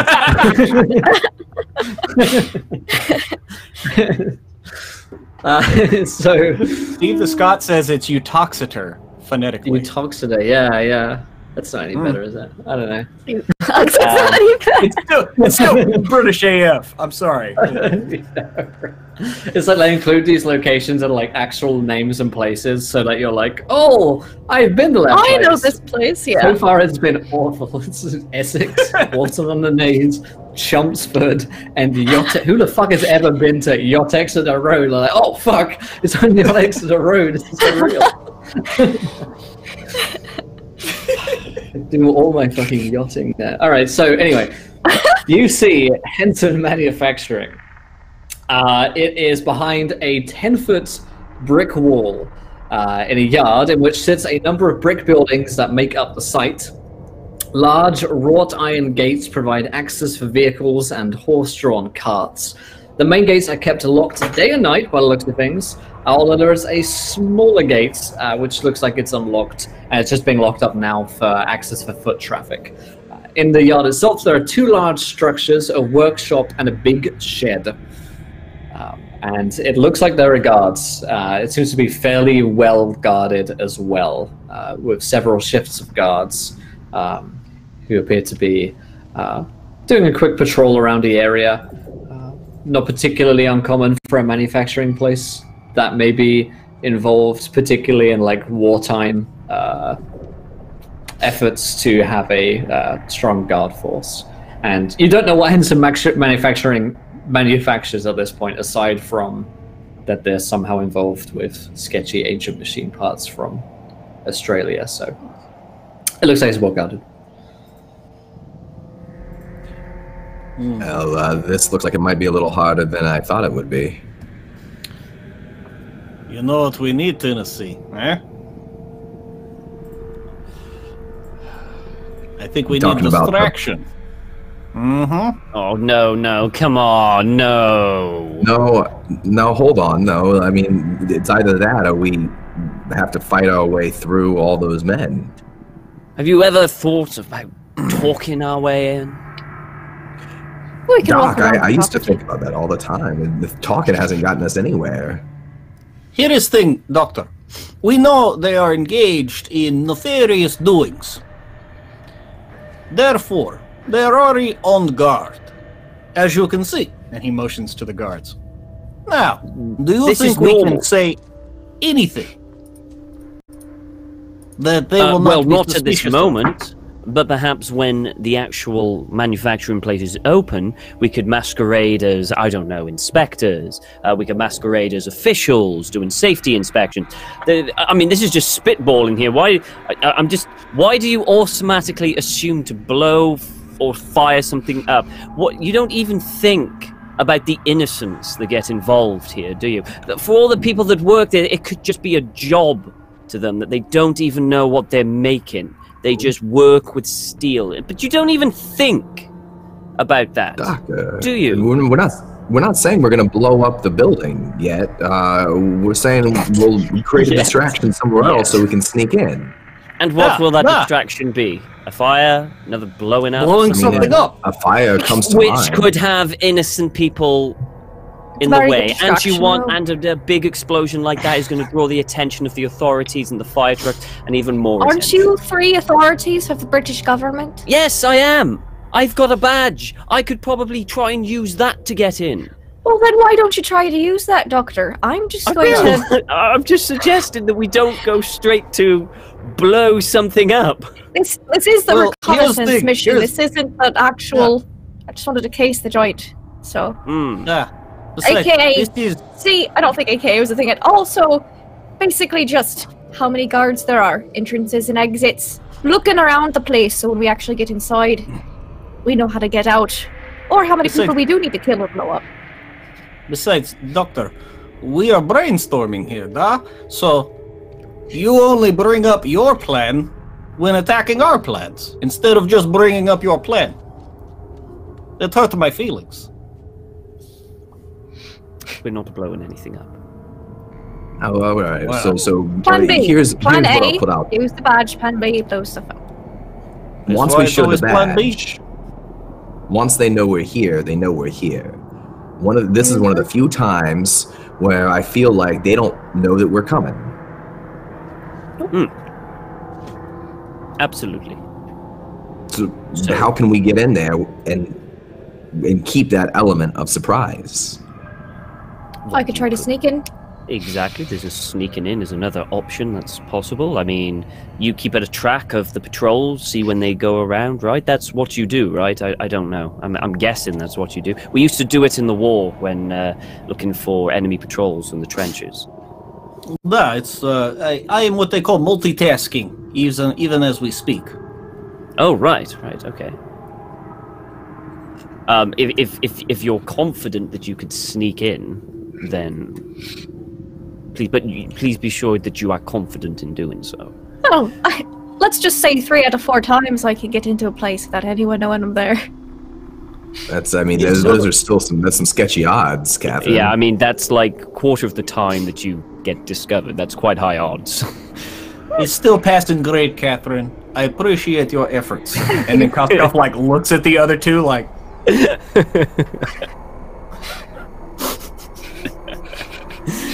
Woman's in mourning. Give her a little support, please. Or alternatively, we could arrive tomorrow and try to get in using subterfuge and like official. You use your badge in the front, try to sneak in the back. I mean, we could. I mean, I have no problem with being the distraction. Keep them talking while you sneak in. It's true. Yeah, we could do all 3 plans at the same time. We could. I'm just going to count how many guards there are here now in the entrances. yeah, and please, exits while please, while of we're course. here. And I imagine too at this point we've probably like been driving around like the perimeter, checking it out.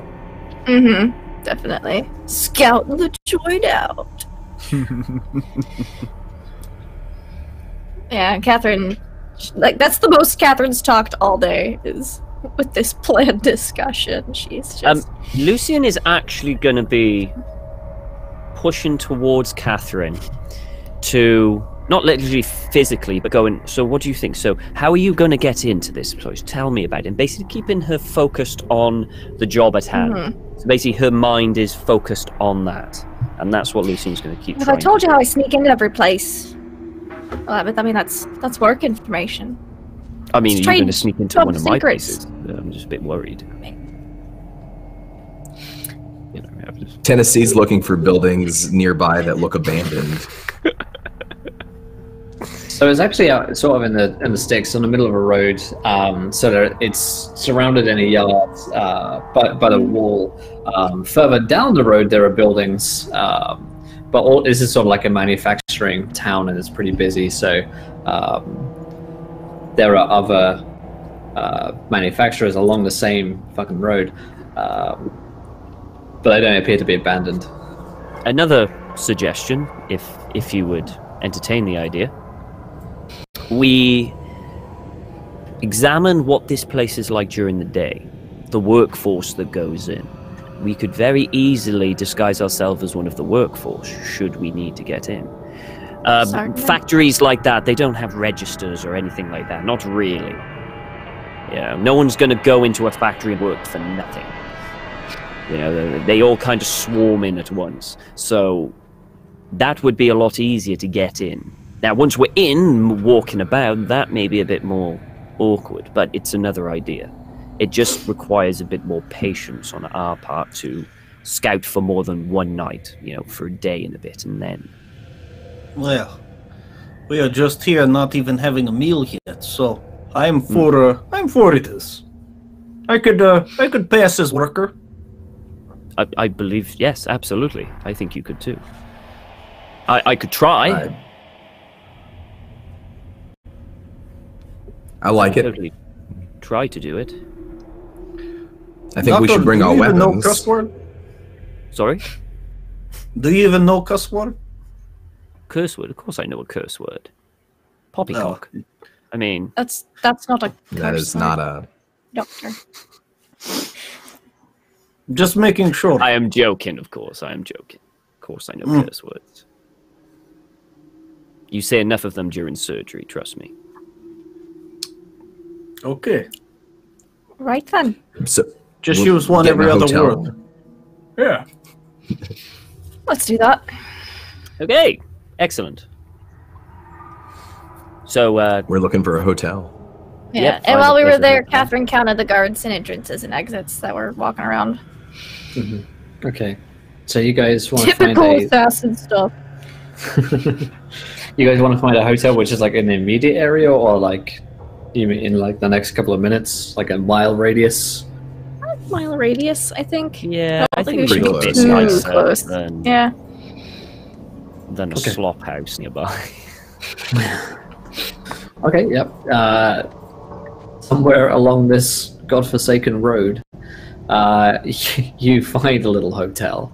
It's not much. It looks like it's largely used by the workers, who seem to be the main sort of the main impetus of workforce here. Seems to be the coal mining, manufacturing industries. So it's not particularly pleasant, and the smog and smell of the various manufacturing buildings does travel this far down, but you can find a hotel which will be suitable enough for your needs. I think we should go further. We have Lucy. It doesn't matter if it's across the other side of Derby. It'll only take us about half an hour of a drive, if that. I'm happy to go a little further if you think it'll be better for our cover. I think it will be better to get a good night's sleep and actually have nice dwellings to come back to. I think we could all do with that. I mean, is that all right? If that's what you like, you're paying though, right? Because Yes. Still- I'll pay. still a little dry on Yes, the money yes, I'll things. pay. All right, and he'll drive out a little further. About half mile up the road, you find a nicer hotel. Yeah, it's You more guys like to it. stay up, slightly away from the draft of the smells of manufacturing. Brilliant. All right, so Well settled. now how are we going to Yeah. disguise ourselves? Shouldn't be too hard. Overalls. The next morning, Koskov would wait and watch workers leave and see if he can see people in, like, if there's any kind of coveralls that are provided by Henderson Manufacturer, whatever. That's the nice, easy way. Just be like, oh, there's someone break into the room, steal their other clothes. But, Right. sorry, I just wanted to get that out because doing this accent's No killing me. worries. Yeah. Not a problem. In fact, as you get to this hotel, the front desk says that there's a telephone call for you, Lucian. Have fun. For me. Oh shite! I bet you Well- it's the hair. There you go. See, I swore. Right, I'll be right back. And I go. Hello. Hello. Oh fuck. Obviously, the voice of the white hair is on the other end of the line. Yep. So what you got for me, Sam? I have proof that Gavigan is behind the killings. Bloody brilliant. That's We're done exactly here? what I wanted. Yeah, we're done here. Yes. Well, you got to give it to me, obviously. Well, give me a few more days to, give me a few more days to make sure. What you doing in Derby, mate? We're continuing the investigation. It's a fucking awful place. Yeah, that fucking road. Can't even fucking say it. Yeah. Yes, it's all terrible, right. isn't it? Who else are you investigating him? Well, well, Gavagan could not have. But there's a potential that Gavagan was not working alone, and we just want to ensure that any accomplices are caught as well. We're just tying up some loose ends. Anything I can help with?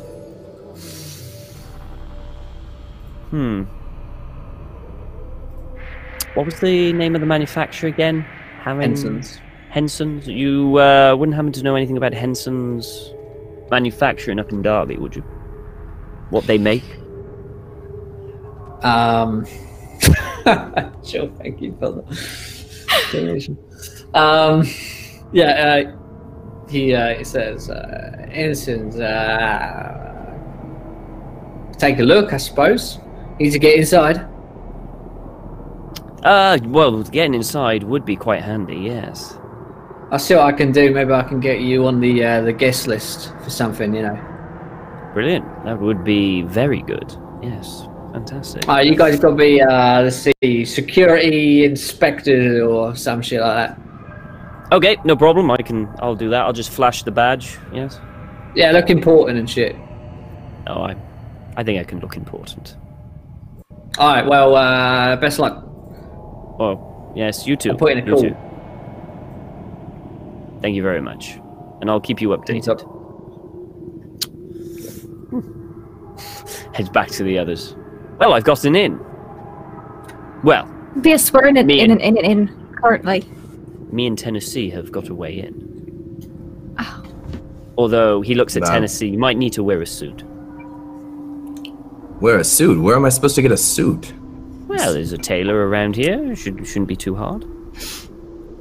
This is a big place, you know. This is a big city. Tennessee, I think you could clean up quite nicely. I mean, you don't have to, Tennessee. It's just another I mean, way look, to- I used to work in the movie business. I understand how to wear a suit. It's just, it's not really comfortable. No, I mean, you don't have to. I mean, essentially, the No, hair. no, it's fine. Yes. Okay. Okay. Well, this is what I'm suggesting. The hair is. It is in. I can get in as long as we got some ID. I have ID. Mr. Gray has some ID. Koskov, you have ID, but it might be a little harder for you to pass off as a safety inspector.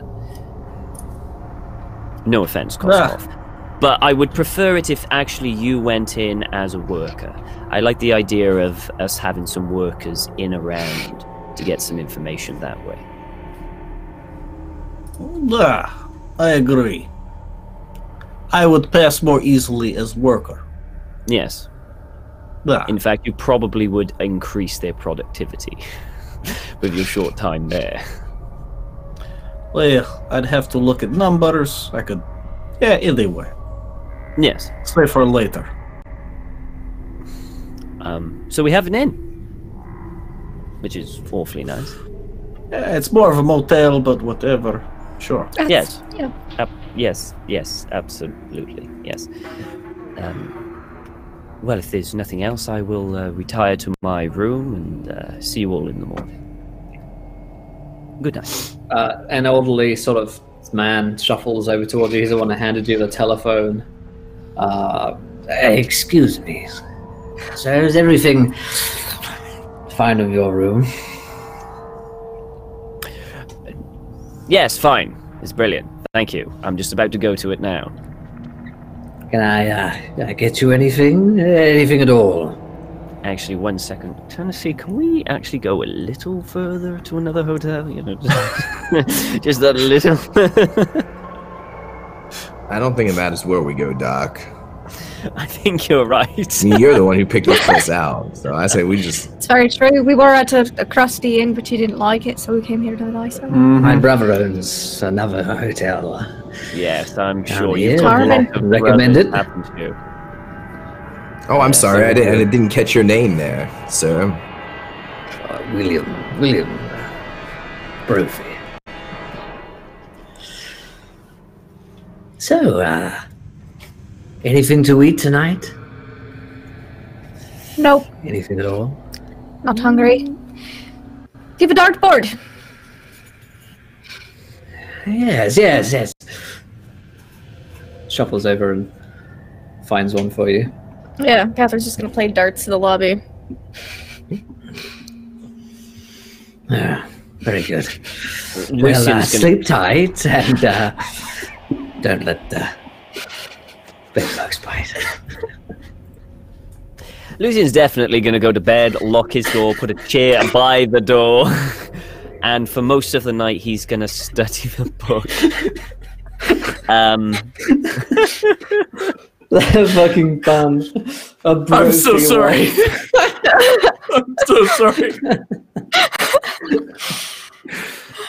Oh, That's great. I don't know. I kind of like this place. My 85 I in don't see what the psychology big deal roll. is. I don't see what the big deal is. He seems fine. He's got a weird tongue thing, but you know, I don't judge people for that. Still, he should probably try to use his tongue on the outside of his mouth less often. That's definitely good advice for anyone. Just like Wholesale. if there's like 10% of the amount of times you place that your tongue is touching is outside of your mouth, that's too much. Like, Yeah. Yeah.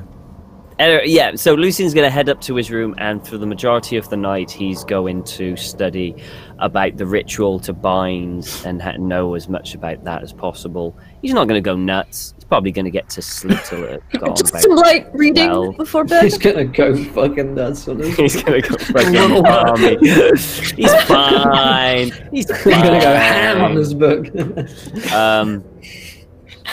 So yeah, he's going to do Fair that. into myself. Okay. Good. Darts. I'm interested in, like, are there other residents at this hotel? Tennessee's kind of moving around. He'll step outside and smoke and come back in and take a look around and just try to keep an eye out to see if there's anyone who looks suspicious or anybody who's paying them particular attention. Okay. Yeah, you can roll me a spot hidden.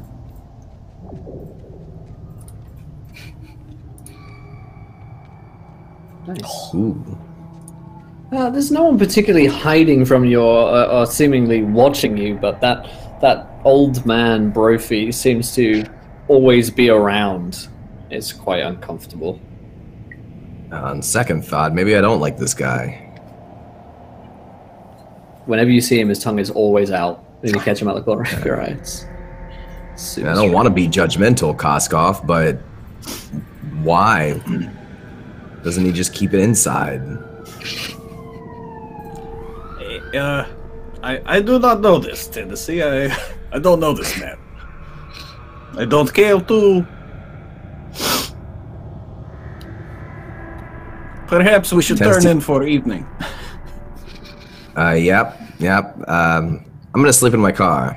That's what Tennessee decides to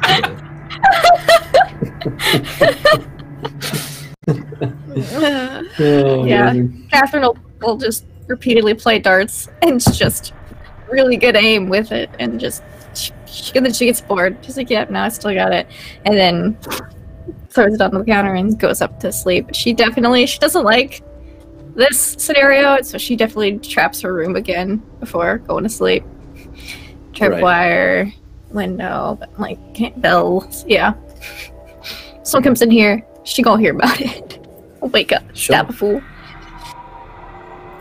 No one appears to enter into your bedroom this evening. The rest of the night is certainly uncomfortable if you spend any time awake, because Mr. Brophy always appears to be around, but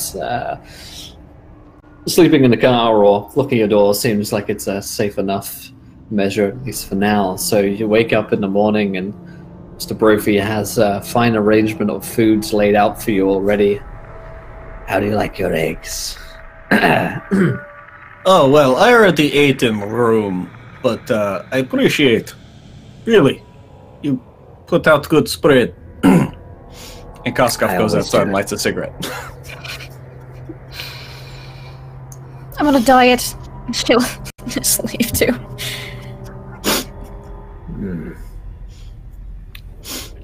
What about you, Doctor? Aren't you hungry? No, I'm okay, thank you. I'm fine. I had a big meal yesterday. I'll be okay. More for me then. And Lucian's gonna get up and leave. He's out of that. He's gonna get to Lucy. He's gonna tap on the window. Koskov plays the lock-on-lock game with Lucian. Sorry. Morning. Tennessee will let him into the cafe. car. Okay, Tennessee. Yes. Breakfast is important. Yeah, I'm starving. Yes. Please. But you need bigger car so we can all sleep in. Maybe one day. And he's only been awake for like 30 seconds, and he's already got the car turned on, and it starts to roll out. Breakfast, please. Starving. He has his tongue out that much. I don't trust him to not have to roll in all the food. It's freaking me out. I don't like it. It's not sanitary at all. Yes. I do not want to breathe air that he is lapping on like this. Yeah, you sense that when he drinks, he laps. It's like a... All right, well, let's look for a little cafe, and we'll look for a tailor for us to get whatever we need for the day. Alrighty, so you guys want to look like, like security, the health inspector type, so you're looking for suits. Yes, so Lucian and Tennessee are going to look kind of like health inspectors. Fairly smart, not overly smartly dressed, but professional looking. And I think we wanted Catherine and Koskov to look more like workers. Yeah. Okay. Sure. You can quickly arrange outfits and disguises. Sit under a cap.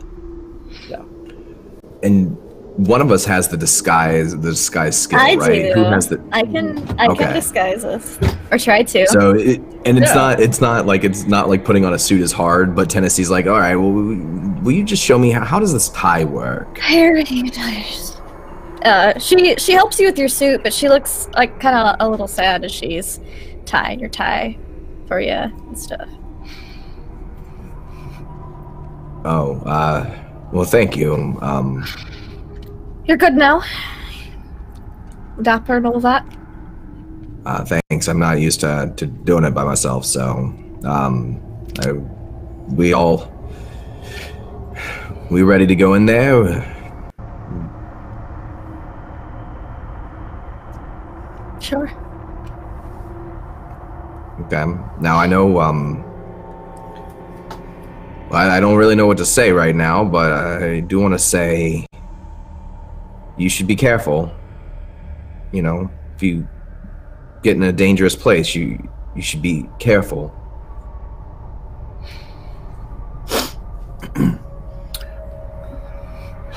Do we know when shift changes? Things like these.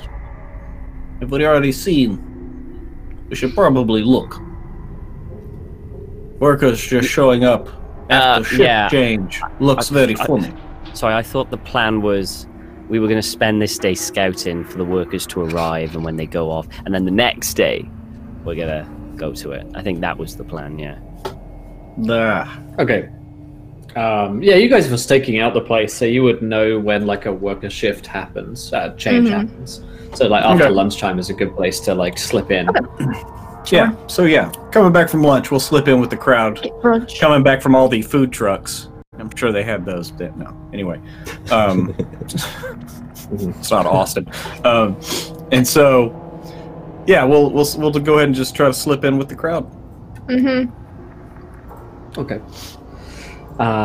You guys can roll me some... I guess, you can roll a disguise to see how well your disguise is really. It's not so much about going unseen as it's about slipping into the crowd. Catherine's trying to go more along the unseen route than the disguise route, but the disguise is like her backup in case someone, like, what are you doing here? Oh, I'm first day, I'm lost. Sure, I mean, like, you've got like a gate which you have to go through, which everyone's going through, and So it's Can Catherine roll my disguise for me? Since she did just. I was gonna ask that for. Yeah, mine Catherine would have been able Yeah, we to can just show up. Do you want me to roll 4 separate disguises then? Or Yeah, let's do that. sure. Tennessee. Nice. Yeah, you're so disguised. Koskov. Nice. Myself. Success. And the doctor. Oh, Yeah, nice. we're really disguised. You guys are like, I mean, to be fair, it's not the hardest disguise to put on. I mean, you're not trying to impersonate someone specifically, but like, Yeah, you she's look also just the gonna part. put like on some makeup on him to kind of like alter Right. a little bit of, face structure. should work. She's contouring. She's making herself look a lot more boyish to blend in, Veritable 'cause Sherlock Holmes. not a lot of ladies Yeah. at a factory. So hair up in a cap. Sure. Okay. So the two workers, you two slip into the main sort of yard, and all of the workers seem to be going to the workshop. That's where like the general flood of traffic is into the workshop. There's a lot of moaning and begrudging about what's going on. The guards check everyone to make sure that there's no one else, who isn't obviously a worker coming in, but they're not checking ID, so it's not that strict a security. And so then Tennessee and Lucian, are you guys going in now? Like concurrently? We'll kind of wait for the crowd to die down. He's going to go to Tennessee. Now, Tennessee, can you do an English accent? Well, I mean English, Sure. not pirate. absolutely. Okay, brilliant. As long as you can do that, we're golden. Because I don't know how many Americans there are in the safety system for manufacturing in England. It makes sense. So when we go in there, we're like knocking down the door, surprise, health inspectors here, show me everything, right? It's kind of how it's going. Somewhat. Maybe not so forceful. We're not actually police. We're just here to make sure that everything is fine, like a scheduled inspection. We've got the badges. We'll be fine. All right, and I do have my shotgun with me too, just in case. Just for Should the I love of not? God, no. Well, I personally wouldn't. If they search you and see that shotgun, we're screwed. Doctor, what? Don't you think there's a good chance that there are cultists in there that worship this, whatever he is? It's quite possibly. Types yes. of men with the types of men who would cut out tongues, carve up a man. I wouldn't imagine there's many in there, no. I imagine most of these are just people hired to keep people out. Maybe Right, the well, manager, maybe some of the higher-ups, but not many. And just in case there is, I just want to be prepared, that's all. Okay, well, it's up to you. I'm just saying, if they find a shotgun on you, you are going down. Yeah, all right, well, Okay, it is, just a heads up. trust me, it's just if we have to. Okay. Right, so come on, Tennessee, give us your best English accent. Right now? Yes, well, you need to practice. You need to practice. No, I don't need to practice. I like I said, I used to work in Hollywood, all right? Of course. Trust me, I've heard Forgive an me, English Tennessee. accent. Yeah, forgive me, Tennessee. Of course, I trust you implicitly with your accent. Okay, Good. well, let's go. And he'll start heading up, and you go to the Yep. guard house. You guys go to the security gate, and they sort of scrutinize the two of you. One of them sort of looks over and says, hello, can we help? Health inspection. We're here to look at that everything is in order, and he shows the badge. He takes That's right, health inspection. Yeah, you take a look at he takes a look at the badges and has a quick glance at them, nods and says, you're expected. Mr. Marshall will see you in his office. And the two of them escort you to the warehouse. Now, inside, Catherine and Koskov are blessedly unaware of what I would describe as a Tennessee's hate accent? crime. Yeah, as against the English, was just performed outside. Kidding, of course. You see, yeah, you guys are in the busy factory, and inside, so you can actually see where Marshall's office is. So he's sort of got like an overseer's office, which is like higher up, and you can see the glass panel, and you can see a man pacing back and forth in there. Below, in the manufacturer, in the warehouse sort of ground area, I guess, buzzing chainsaws, saws, all sorts of mechanical engineering seems to be taking place here. It's very hot and it's very brutal as well. So these conditions are not what we would deem nowadays as at all safe. So it's pretty common for people to lose limbs in a factory like this. Just post industrial revolution, things aren't exactly great. So it's a pretty dangerous atmosphere to be in. And there are, maybe 100 to 120 workers in the area. And there are also sort of people who seem to be overseeing this as well. So immediately as you come in, a man barks at you and points towards one of the machines. And seems to be directing everyone as to what to do. You can glance up and you can make out where the sort of overseer office is, but you are quickly put to work. Mm-hmm. Okay. So Koskov is no stranger to hard labor, so this is nothing really. So he's gonna kind of do his work while looking around, and he's just looking for, is there an area in the factory where, like a doorway where they don't let people go, or just kind of a quiet area of the factory, or anything like that? So you take a look around. I mean, everyone is really busy, and the factory floor itself is huge. So you would need to have a proper explore around to see if there was anywhere that wasn't, because you're blocked by machinery and all sorts, which is happening on the factory floor right now. Yeah, so I mean, he's basically gonna like work for a bit, and then obviously, a place like this, people probably carrying things from one place to another, whether it be tools or whatever they're actually cutting, sawing. So he's gonna start just kind of work his way into the flow and just pick things up and move them around and just kind of try to do that, try to make a circuit. Right. Same with Catherine. Okay, so the two of you work in concert. Let's cut back up to the other two. As you guys enter into Mr. Marshall's office, escorted by these two guards who quickly leave and go back to the security gate. Marshall himself is a man in his 40s. He looks stressed and fairly wrung out. He looks like a sponge that's been wrung out. He's a bit of a human sponge, really. Stress lines all across his forehead. He's lost a lot of his hair already. What he has left is already starting to gray. He's got his sleeves rolled up, and his room itself seems to be not barren, but just not much going on. There's a desk. There's a few papers on it. There's like a half-burnt cigarette, which he looks like he's been chaining a lot of them. And he moves forward to shake your hand. Mr. Marshall, didn't catch your names, but they said that you were coming here. Yes. Just a quick look. Our IDs, do they have our names on? Like our official names, like Ernest and... Yes, they are your actual names. Okay. Mr. Ernest, pleasure to meet you. Mr. Gray. He shoots a quizzical look at you, but clearly his fear of your status doesn't cause him to question what that was. Well, of course, you're welcome here. I was surprised, but we heard that the British government wished for an inspection. Of course, we're more than willing to comply. Well, After all, we're doing important work here for government.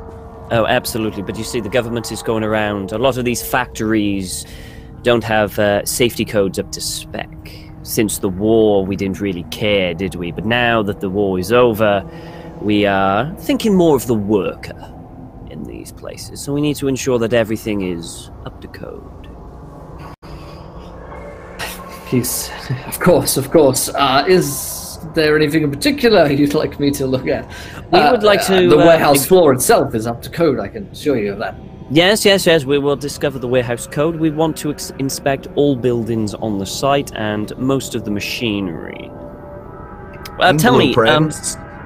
Absolutely. Sorry? Absolutely. We got to make sure that the actual machinery is up to code. No missing pieces. You understand?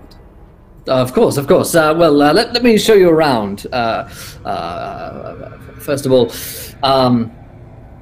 let's start on the factory. No, let's start in the shed and the furnace. He leads you out of his office. Lucian's going to Yes. ask, so what do you manufacture here? Oh, well, all sorts, really, depending on what requisitions come in, but largely it's for the war efforts, and much of it has rolled over, if you will, after that, so... Well, the war's been over, so what have you been... Well, that may very well be the case, but that doesn't mean that we haven't still been producing arms and armaments. of course, so you primarily service. produced munitions... Munitions, weaponry, but then there are sometimes requisitions that will come through from the government for filings, nails, bolts, Oh, I all see. sorts of small bits and bobs that one might produce in a Of factory such course. as this. Of course. We would like to see those requisitions at some point. Oh, naturally, yes. He will hand you a list, which is to say, this is like his books, which would take you a long time I to go am through. going to specifically look for... Where was it? No, that wasn't it. Where was it? Penny Where Hugh was it? Foundation? 24th of June, 1924, where it says in those invoices. I'm going to pinpoint Okay. that. Yeah. You go look for the exact date was you're flicking through the pages to go and find it. There is an invoice for it, and it does give you these from the same courtesy of. Although it just says PV, it doesn't say Pale Vipers, courtesy of PV, and it doesn't give you. Oh no, it does say receipt of technical schematics and blueprints of courtesy of PV on that date, so they match up. Okay. Tell me, these two, the 24th of June and the 15th of July, what are these about? What were these orders for, specifically? He takes a look at them. That was a while ago now. I don't recall. As so many of them come in, and to be fair, there are thousands of invoices that have come in. So So you there's wouldn't happen to have files on those dates, with... I could look them up for you, I suppose. If you Might wouldn't take me mind. a couple of that- days. Yeah, if you wouldn't mind, a couple of days, that's fine, if you wouldn't mind. The filing systems here aren't exactly as you'd want them to be, as I'm sure you understand. Up to code, of course. It's just going through them by hand, searching for a specific invoice out of the tens of thousands that we get in every year. I mean, take me a couple of days, that's all. I am joking. Tennessee puts his hand on the man's shoulder and grips, not painfully, but it's a hard grip, and he says, going to need to see the blueprints now for that date. Right now. You can roll me an intimidate. I'll Actually, not that's 20 good. that. Nice. Yeah. He looks back to Ernest.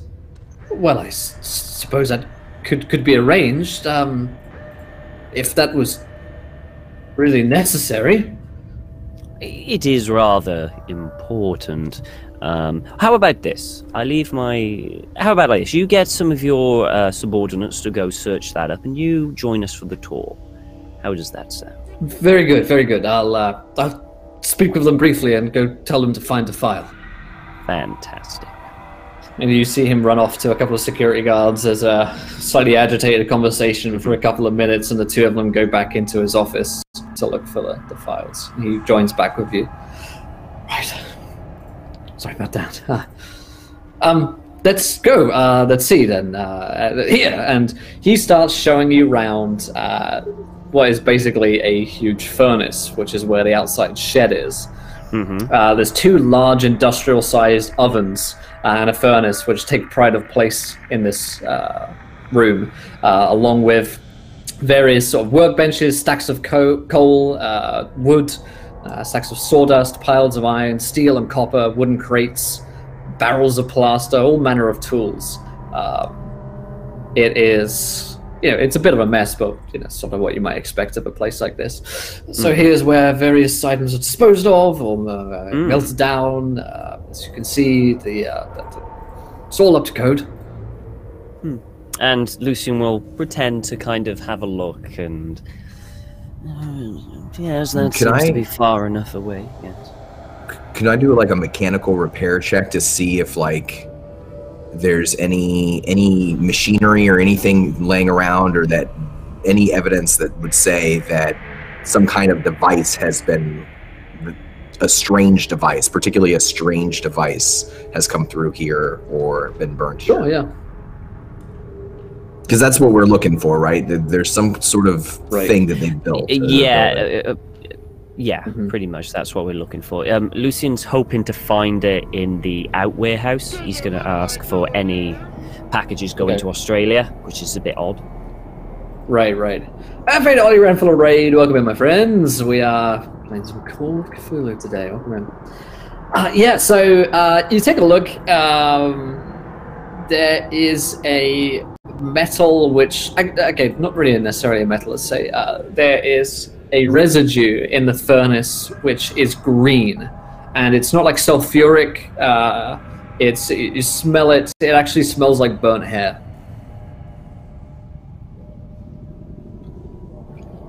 That's what he has in here, but he's quick to usher you out. Tennessee, as he's standing back up to rejoin the others, he'll lean into Lucian and show him just a little bit of the residue on his fingers and say, "Smells like the thing in the fog." Perhaps it went up here once or twice. We will be cautious. So, would you mind taking us to the warehouse where you would get crates in and out of this place, please? The delivery yard. Of course. And at this point, we'll cut back to the other 2 in the warehouse itself. You guys have managed to slip through a door. We'll say that no one else is, it looks like it's got like a security, executive staff only on it, but it's not actually locked.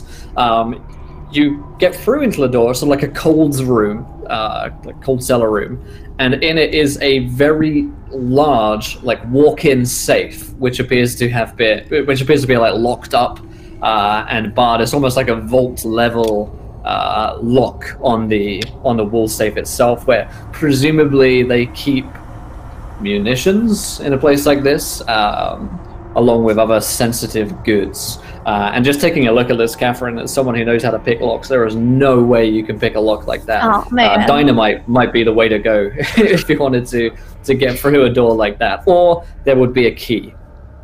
She'll relay that to Koskov. Can't pick it. We'll need the key. Or dynamite. Or plan B. So, you're thinking maybe foreman of this place has key, something Most like likely. these?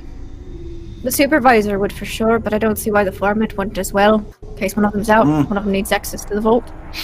And since they showed up, and you said that that guy's office was like overseeing the factory floor, did we see Lucian and Tennessee show up? Yeah, you could have spotted him going out. You would see a few moments later 2 guards come in and start rifling through papers in there. Perhaps we can get a message to Doctor or Tennessee. Maybe they could procure key. Perhaps. Make sure goods are all in order. They are inspectors. Or perhaps we could have distraction, because there are guards in the office, and you could go get key. I could. It could be in the office. He might not have it on him. You actually watch as the guards close the blinds to the office, so you can't see up there any longer, to make their work private. kind of distraction are we thinking? Well, this is a factory. Accidents happen all the time. Very Maybe frequently. someone get the leg squish or something of that nature. You know, nothing too big. Not plan No. capital B, plan lowercase b. Lowercase b. Yeah, all right. There. Maybe The- plan D because it's destruction. Lowercase d. Well, you skipped right over plan catastrophe for C. Eh. I think plan catastrophe is a little mixture of D and B. Yes, it's also oxymoron a little bit. But Little anyway, bit. All right. yes, I will create. And he's gonna kind of just look around all the machines in here. There's got to be one here that's like it will cause a lot of chaos, but not like blow the factory up. You know. How much does Yeah, Costco right. know of machinery? So let's have a Well, mechanical engineering roll. a mechanical repair. Yeah, mechanical repairs.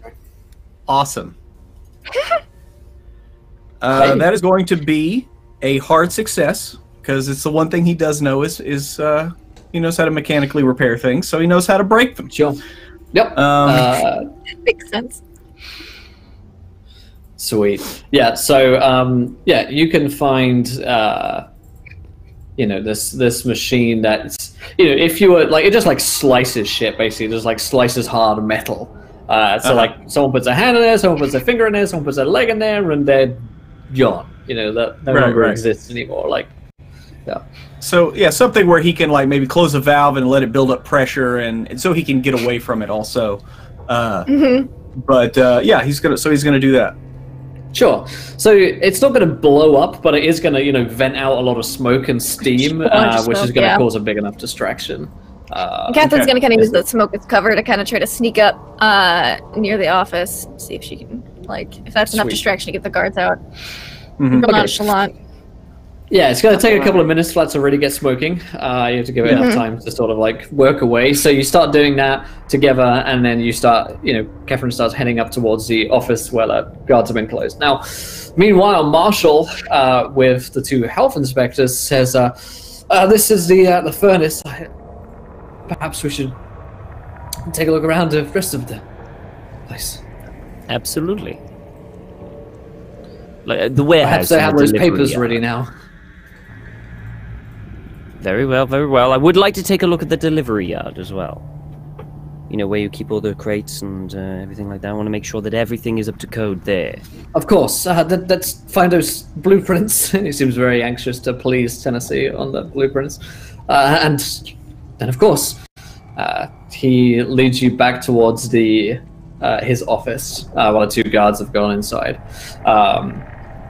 He opens up the door and says to the two guards, "Have you had any luck?"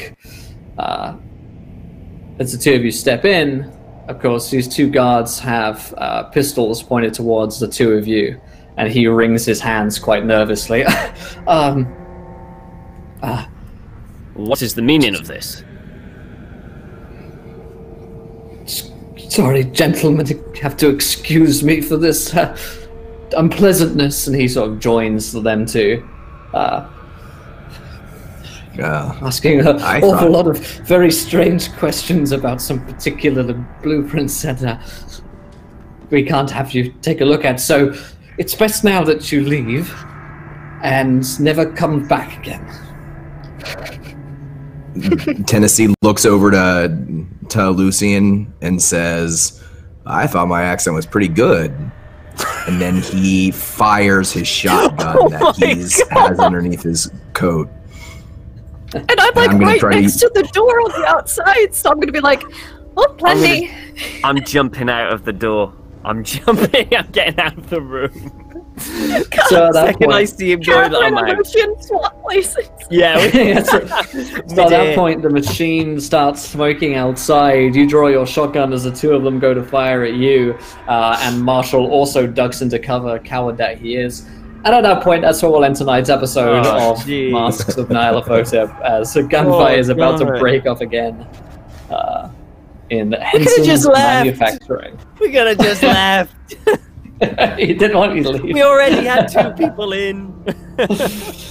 Oh, all these days. This will make getting into the safe real easy if we kill his bodyguards. And be like, all right, punk, you're gonna just walk with my arm around you and a string around your neck. Let's just go down to that safe. Oh boy, oh boy. Well, my friends, thank you guys double for, barrel from Tennessee.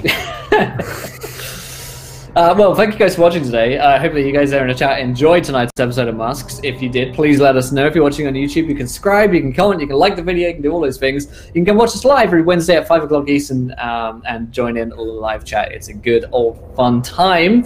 And of course, we've got another show coming up in just a few minutes' time, which is Warhammer Spite of the Witch King. It's the penultimate episode of that mini-series as the party have got themselves into some confusing but definitely dangerous trouble, all revolving around one of Jim's characters each week, variously getting into deeper trouble. So that's something to look forward to next week. In fact, in a few minutes' time. But let's go around the cast and the crew. Did we enjoy ourselves? Where can we find you wonderful people online?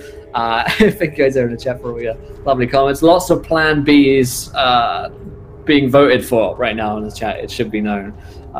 So there's that. Well, Lindy, how was tonight's episode for Catherine? Oh man, emotional. Really emotional. The first half was really, really hard, because it's been a whole week since that raw feeling was there, so I had to kind of build back up to it. But oh man, she was a stone cold killer before she met Marcus, and now she's pissed without Marcus. So there's going to be a lot of blood probably coming up, but I had a lot of fun. I don't even know why we do plans other than Plan B, because they'll devolve into Plan B anyway, and I love it. And Tennessee's on board. We just got to get Lucian. But yeah, you can find me online at Laugh Level Indie on the Twitch and Twitter, where I play in/DM about a dozen or so tabletop RPGs every week. Check out my channel. I'm doing running Mousegard on my channel this Friday from 3 to 6 p.m. It's a February-only campaign, little monthly learn by play, how to play Mousegard. So you should check that out. It's super fun. Fantastic. And Tom, how was that tonight for you, my friend? I mean, it was great, as usual. I mean, I always look forward to this. Again, as Lindy said, it was an emotional episode, but a good one. A lot of things happened. The creepy hotel owner was the highlight of the episode. I didn't want to get out of the hotels quicker than that ever. You know, it was horrific. He was terrible. Awful. And it wouldn't be Call of Cthulhu if it didn't end on a cliffhanger with us almost about to die. How Lucian will react to Tennessee just pulling out a shotgun and blowing away a number of people, well, you'll have to tune in next week to see if he survives. But yeah, it's great fun, and I can't wait till next week. I myself are Redundant UK. I stream on Twitch throughout the week, so you can check me out there. I'm on Twitter, redundant_UK. And in addition, not only do I play the wonderful Mask of Nyarlathotep, I do actually have my own show that I am currently doing on Encounter Roleplay, Tuesday, 7 p.m, same time as this, but on a Tuesday, Call of Cthulhu Pendragon's Legacy. Which is a little mini-series that we're currently doing, that I am the keeper of.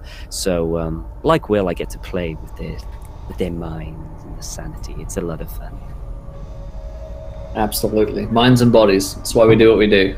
Pruitt, how's it going? It's going pretty well. It was a fun episode. It's interesting seeing the group dynamic kind of resettle just a bit, as now it really looks like Tennessee is kind of stepping into that third gun that we really need to have a holy trinity of firepower. And so Koskov loves how that's unfolding. We'll have to see next week to see what's going on here, because he's got a fine line to walk as far as interference versus interference. And so I'm absolutely loving the place that he has kind of put himself in with this deal that he's made. So I can't wait to see how that unfolds. I am of course Pruitt, JPru Inc. on Twitter and Instagram and wherever else. I'm one half of WebDM. We do our advice DM advice videos on YouTube. Go ahead and check our videos out over there. Our video today is on Arcane Sanctums, and we are doing a bit of a contest with World Anvil, so just check the video out. So check out those details and see if you want to sign up or whatever.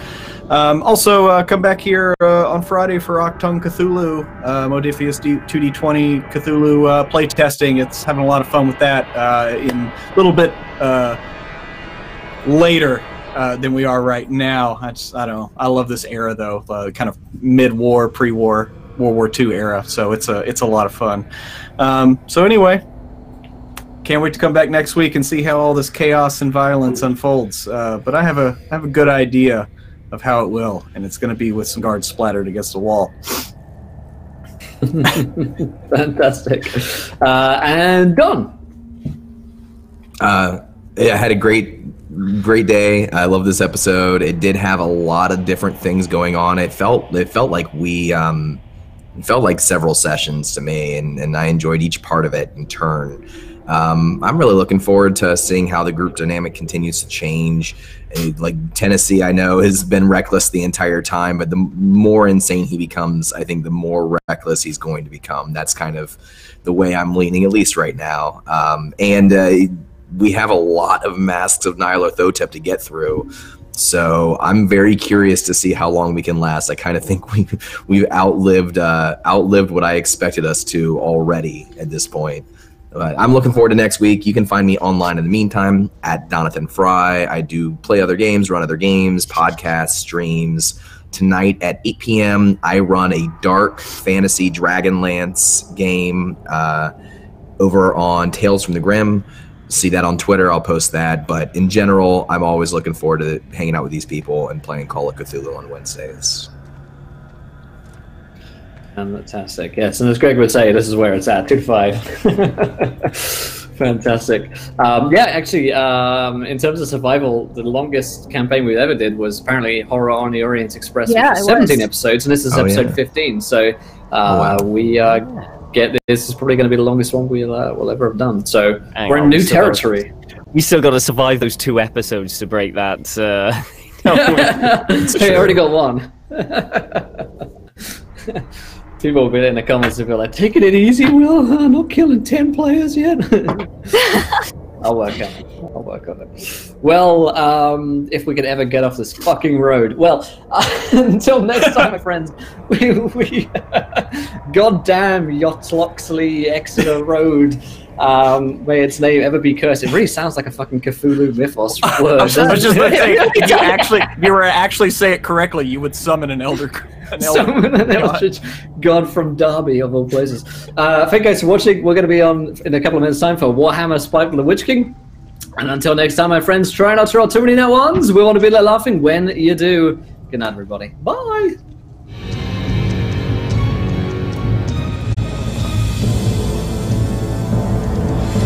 Oop.